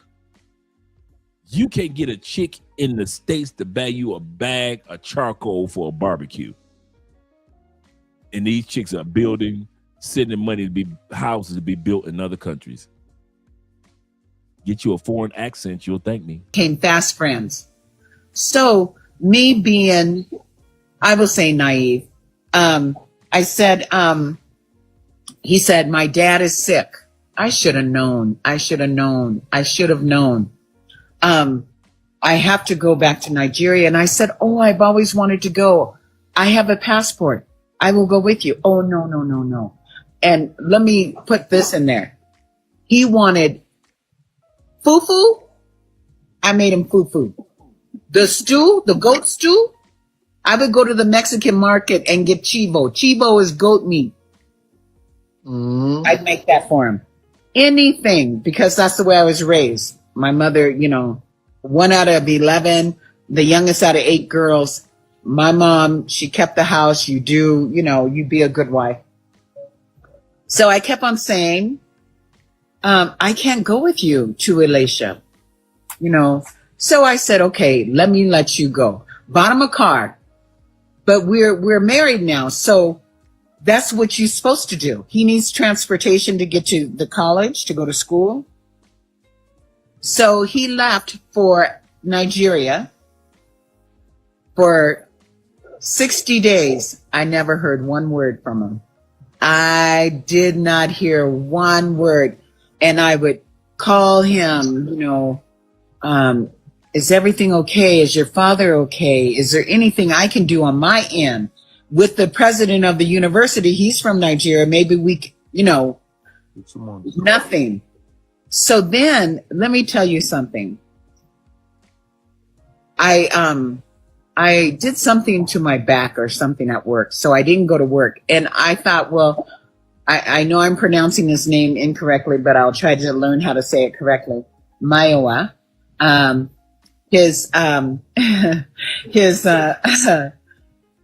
let him check the mail all the time because I thought, okay, maybe it's a thing. It's okay. So this time while he was gone in Nigeria, I wouldn't check the mail. The look on her face, there's more to tell. Let us continue. It was the documents of his wife, his 2 children. They were planning to move to California. Damn. She don't even live in California. Don't hate the player, hate the game. Don't hate the player. He was already American. He got the green card. He flew back to lay the foundation for the fam. He about to leave this chick in her little small town. This the funny part. Y'all ready? This the sad part. This how dirty dudes could be, but this how men stick together. This is dirty, but this how men stick together. That Nigerian college professor knew what was going on.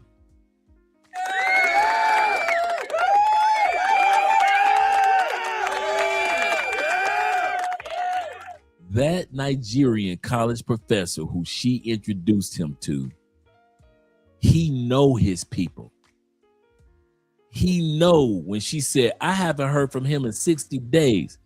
That Nigerian college professor was like, yeah, he gone.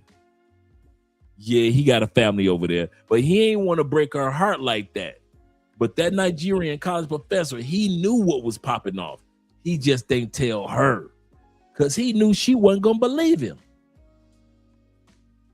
He wasn't going to believe him, but that Nigerian college professor already knew the game. He know his people, just like we know our people as Americans.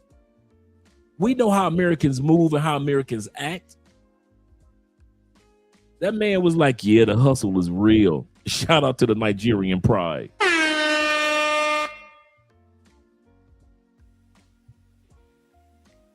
He didn't know it would come when he was gone.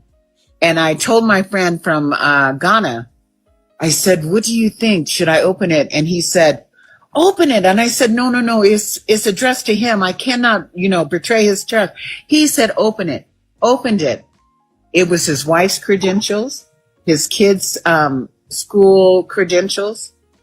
His name was Maiwa Dari Akande. This woman married a man that she couldn't even pronounce his name. This woman married a man. Man, you American man. I'm gonna tell y'all something.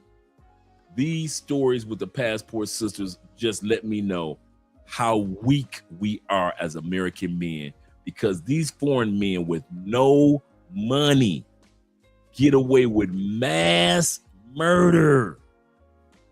These dudes don't have a third of the charm, the looks, the charisma, the fight, nothing. They don't have nothing on us. Nothing on us. Except that they don't simp for American women the way that we do.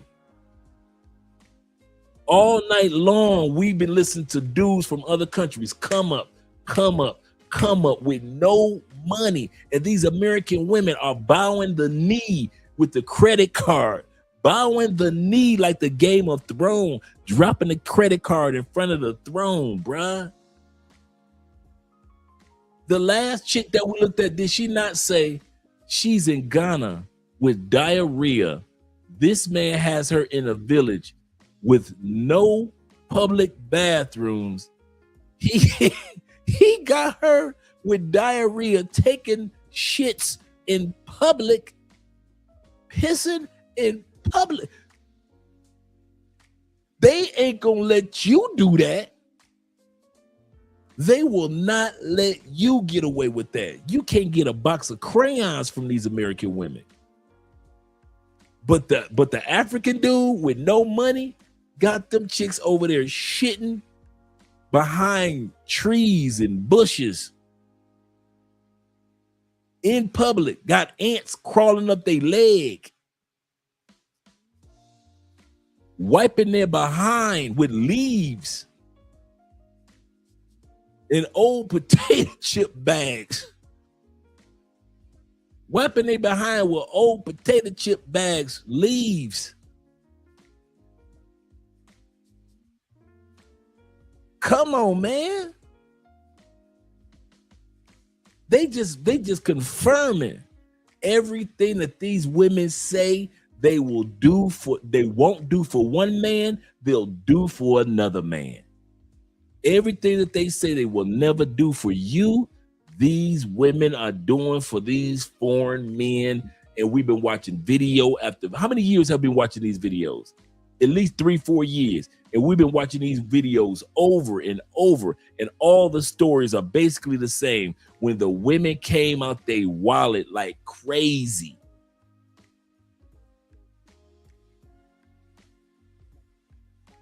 And then they want to look at you American dudes talking about something 50-50. But they building houses for the dudes that's from DR. Buying houses for the dudes and buying cars for the guys in Nigeria. This woman put that man through nursing school and bought him a car, helped him with, married him, so she thought, helped him get a green card. This man had, this is what you call audacity. This man didn't get him a P.O. box at the post office, right? He had been in America long enough. He didn't get at the post office. He didn't get a P.O. box. This man had his family's documents come directly to her house, like F that heifer. Like a true pimp. Yeah, that's my family's documents. Put them back. Don't you lose them. She got the kids' dental records. She got the kids' school records.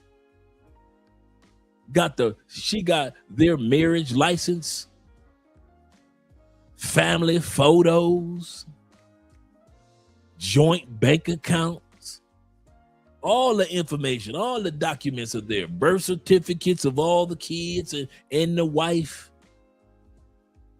And they had planned on moving to the most expensive country in the States. So you know he was making good money as a nurse.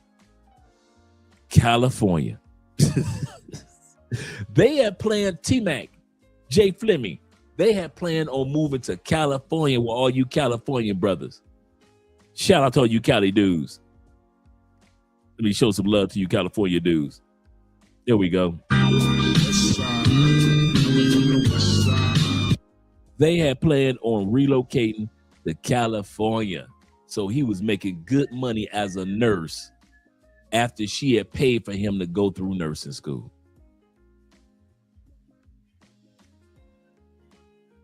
Thank you, babe. Whatever you want, whatever you think, because I know you're gonna give me something. Yeah. Yes, sir. Winter is officially here, man. Yep, she came to Bush Keisha. Right. So I don't want to hear these women talk about nothing. Yeah, wiping their behind with poison. I was trying to think of a third one, Vic. That's a good one. Wiping their behind with poison ivy. Man, these women funny, man. Let's bring that back a little bit. Let's keep. And he said, open it. And I said, no, it's addressed to him. I cannot, betray his trust. He said, open it. Opened it. It was his wife's credentials, his kids' school credentials.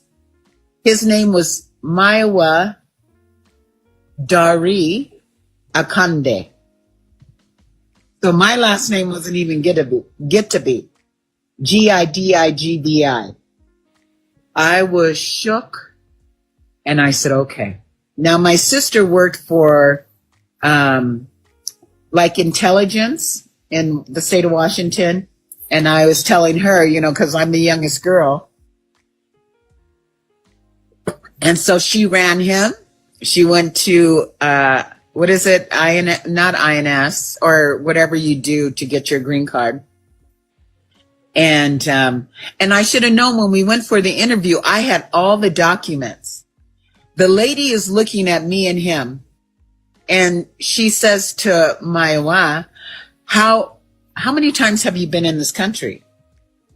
He said, this is my first. So this throws me off. I'm looking like, what? And you've never been kicked out of this country? No. And I'm looking. And you've never come with an assumed name? No. I'm looking at him like, what is this coming from? Okay, so my sister finds out that he's been kicked out of the country twice. Now, this man has to be brilliant.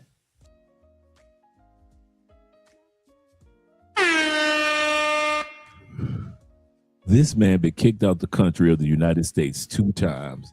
If these sisters don't know how to pick them, they know how to pick them. I'm hearing parts of the story that I haven't even heard before.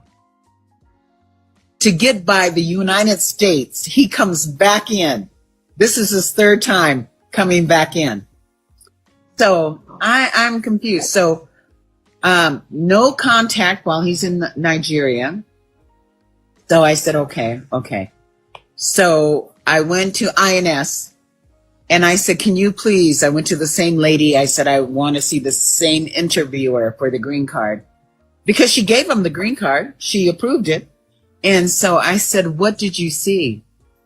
And she said, I cannot tell you these things. So when he's about to come back to the States, he's going to come into New York, and from New York, he'll come to Seattle. So I said,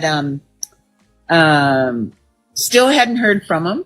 I told y'all, did I not say if you think your accent in Seattle, you in? So he's going to move. He had planned to move from Seattle to California. I told y'all. So when he comes through, now INS has flagged him. Good. So as he comes into New York, they detain him. First time I've heard from him in 3 months. We are going to be talking about the Passport Sisters once again, because they are once again in the algorithm causing a little bit of mischief here overseas. Now, I'm not just talking about, the regular stuff. They are actually getting in trouble in regards to, what do they always tell us about? Paying for, the sexual work. So they're getting caught for that over there. And believe it or not, they're actually saying that the men overseas aren't what they thought they were. huh. But they were telling us that the men are more masculine and take care of their women. I wonder what changed. Problem cuando tú era the one who needed to save his money. But anyways, para cortarle story time, by the second week, he was already telling me that he was ready to go home. And I begged, y yo le lloré, y le pedí to please stay. Because it's all your idea. The only reason why you went to the Dominican Republic for 10 months is because you knew you were coming back to the United States. You wanted to build good faith, and that's why you went. I thought that I'd done my homework as I asked Emmanuel very pointedly over many discussions, what is it that you have? He told me I have a house near the beach and I own coconut farms. Okay, let me lay it down. I'm right. I caught that. She begged that man. She wouldn't beg an American dude, but she was begging that Dominican dude. We got another horror story. This woman flew out to Africa, another one. No proof of this man's lifestyle. She asked him, she didn't see on video chat any of these things. Flew out to Africa. He said he had this big house on a mansion. House on the hill. 5 bedrooms. But let's hear what the truth was. And I sold all my stuff in America and merged with him in Ghana in the hopes that he sold everything. They ain't gonna sell everything for you American men, but they would do it for a foreign man. that we're growing together. LaToya was sure she had married her perfect match, romantically and economically. She believed he owned a 5-bedroom house. But after they married, a bombshell. Emmanuel didn't actually own the house. Emmanuel admitted that he was the one that helped build the house, but his sister is the one who owns the house. If that was the issue, maybe she did. I don't know, but there's a. Let's hold up. Let's go back. Shout out to Emmanuel.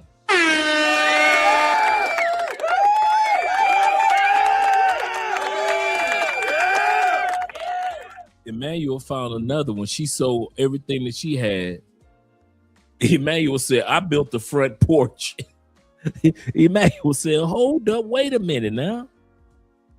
Part of the house is mine. I built the front porch. You see that nail right there? I paid for that nail. The porch wouldn't be here if it wasn't for me. I built the front porch of this 5-bedroom house. I've got sweat. I didn't mean real equity. I meant sweat equity. You didn't hear me over the phone. I said, yeah, I got sweat equity in this 5-bedroom house. You thought I had financial equity. I didn't say financial equity. I just said I got sweat equity. You sold everything else, sold your house thinking I had financial equity. No, I just had some sweat equity, girl.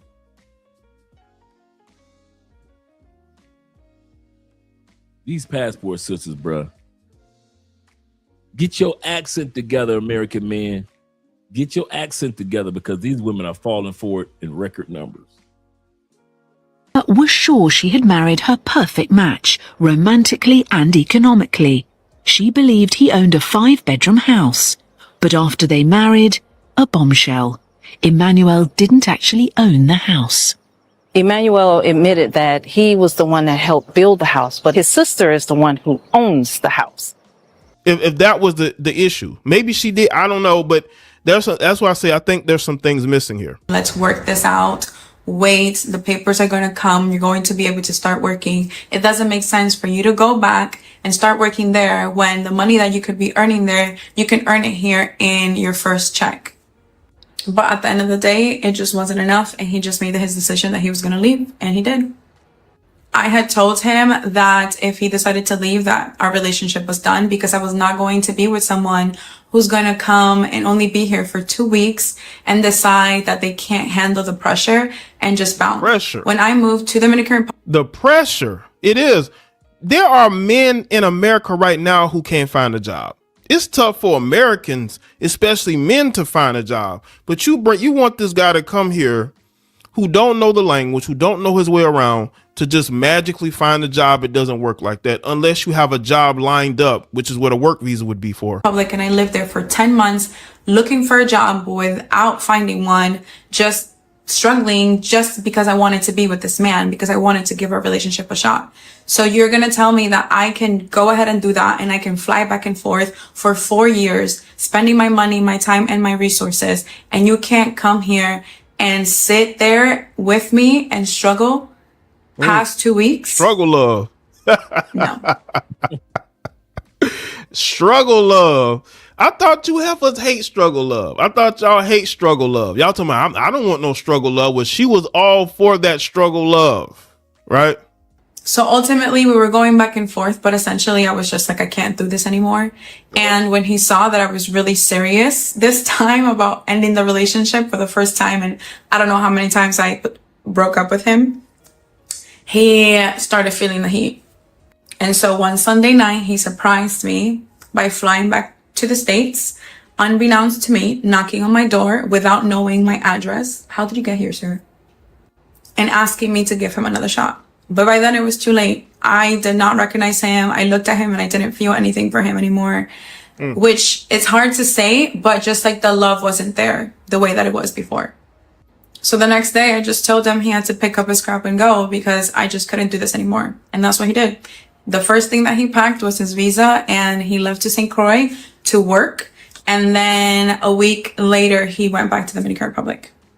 So I filed for divorce about 2.5 weeks later. Remember, he went back to DR. For those of you that weren't here, he went back to DR and had a brand new house that she paid for, that he built from the ground up, waiting for him in DR. That's the part. It's not like he going back to DR. He ain't had nowhere to go. This woman right here paid for this dude's, for the dude's house to be built. Not a house for both of them. He already told her, this house is for me.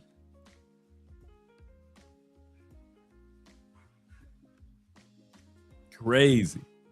He probably just left. It didn't say ish either. Probably she tried to make it seem like she put him out. He probably just left straight up. And last Friday, he signed the divorce papers. So this is all actively still happening and it's still very fresh. And I know there are a lot of people on here who say, oh my God, girl, like nunca, I would never. But you don't really know what you're going to do in a situation unless you're in it. And now, I want y'all to understand something. She dated this guy for 4 years and then married him a year later. You didn't take the time to really get to know that guy. I could see a situation where you knew him for 10, 15 years and y'all were cool and friends with each other and you decided to start dating and then you got married. Like, you wanted to be a passport sis, even though she is, I'm assuming is of Dominican descent and maybe she has lived there before, but she is very Western. She's a Western Americanized woman. I think he realized that. And that's why he wanted to leave. I had a lady call and tell me that she took out her 401k to finance the guy she's dating abroad, his visa. Now this woman's going to tell several stories. She just said she knows a lady that took out money from her 401k to send it to a man in a foreign country to so-called help pay the attorney fees and everything and the application fees so my man could get a visa. 401k money. I had another girl tell me that she sent her tuition reimbursement to the guy. So y'all sending college money out? These women sending college reimbursement money to the men in foreign countries. You're supposed to be in college focused. You sending money to men in other. Like I said, you American men she won't even buy you a soda. And these women are taking money out of their 401ks, tuition reimbursement, and what else? The guy she dating abroad for his visa. And then I seen a white woman, I was online, I seen a white woman. She took and refinanced her house. Sent the money to the guy, and I'm just like, what is going on? Not the white woman. Anybody but the white woman. White woman refinanced her whole motherfucking house. Refinanced her house. These women better not ever say anything about the Passport Bros again. Going on with us American women that these men abroad is taking us out. I just want to say a few things. If you can barely afford your life and your kid's life, why would you go and finance a whole man, another man, a whole man life, his visa? I know the concept. I know you're thinking, oh, well, if I invest in him now, when he gets to America, he's going to invest in me. Baby girl, don't go like that all the time. It don't go like that majority of the time. Long distance is cool. It's hard work and it has its benefits, but it has to be with a person who has morals and integrity. I mean, we all have motives on why we want love. We all want love. It's not good that man should be alone. The Bible told us that. So we're always meant to be with somebody. But we gotta be wise in our decisions. I'm seeing girls, I know friends, personally, who went abroad, married a man across the world.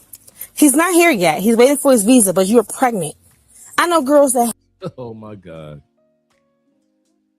And the plot thickens. Have got pregnant within like 1 year of dating. Why would you get pregnant by a man you have not lived with? You don't know him like that. Even if you're married, even if you're dating abroad. I just see a lot of American women, black, white, they taking the white women out by the thousands. Oh my God, a white woman is giving up houses, cars, and lands.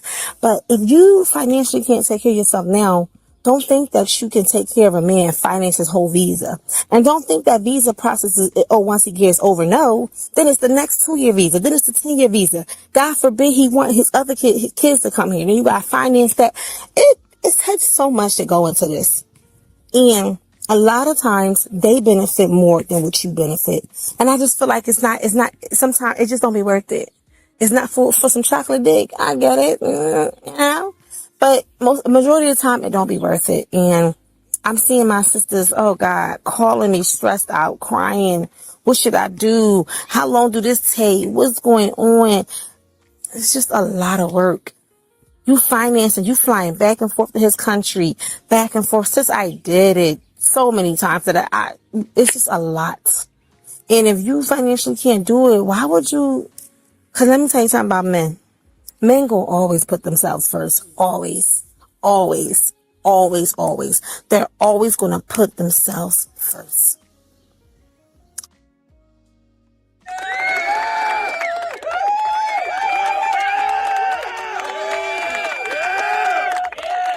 Hey, you can't make this up. You can't make this ish up. In the words of Tommy Sotomayor, make it make sense. Make it make sense. At the end of the day, guys, we might, as men that travel, we might not do everything perfectly. Okay, cool. But we don't have as many horror stories like the ones we heard tonight. Be happy about that. They taking record losses. the college tuition reimbursement. They taking money out of their 401ks. Come on, ladies.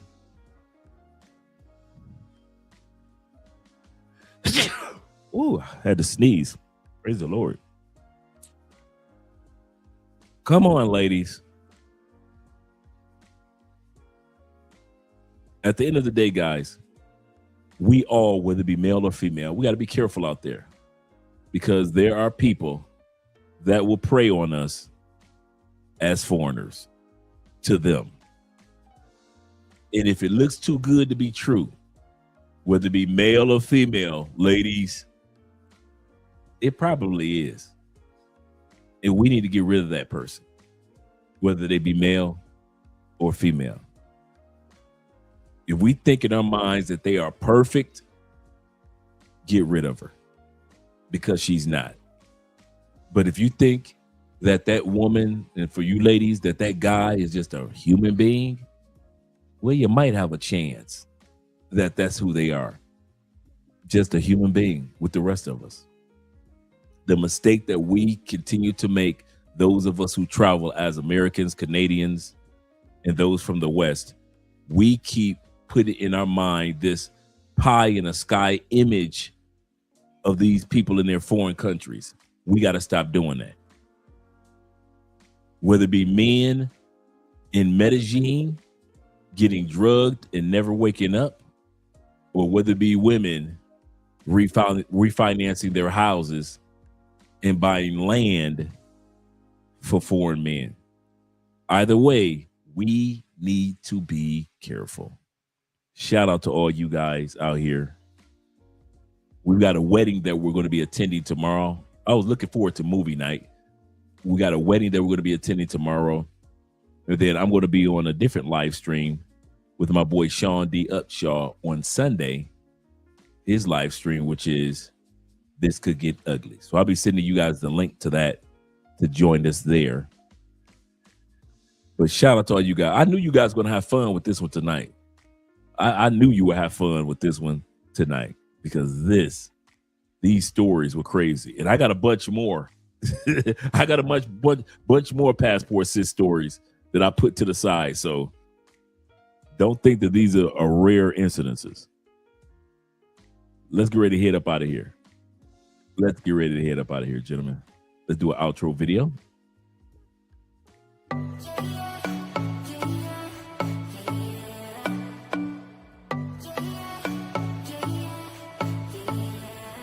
You say it's special, one of a kind, one of the better boys. I'm on your level, that's what you say, but all I hear is noise. I don't have time for trying my luck. I've been too hurt before. You're not that special, just give it up. I think I've had enough. I'm too busy loving my friends. I ain't got no love to spare for you. I'ma be that girl to the end. It don't really matter what you do. Guess I have to tell you again, 'cause you haven't got the news. Oh, you really need to understand that I don't wanna be your girlfriend. No, I don't wanna be your girlfriend. All I want is time with my girlfriend. So I don't wanna be your girlfriend.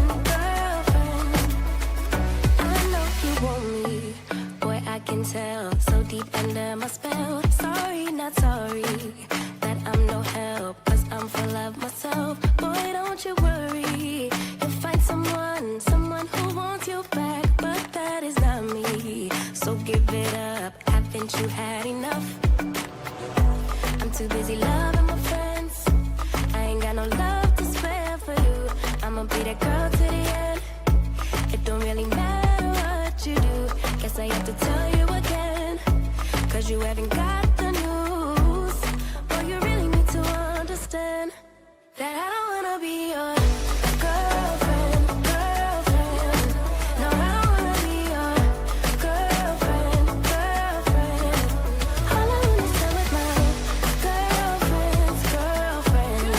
So I don't wanna be your girlfriend. No, no, no, no, no, no. Girlfriend. No, no, no, no.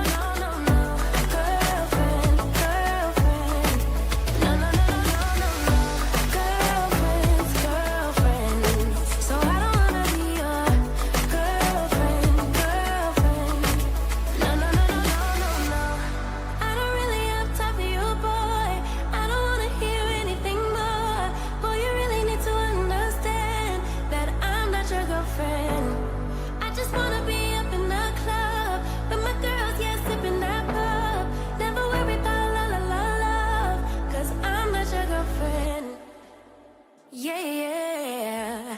And I never wanna be your girlfriend.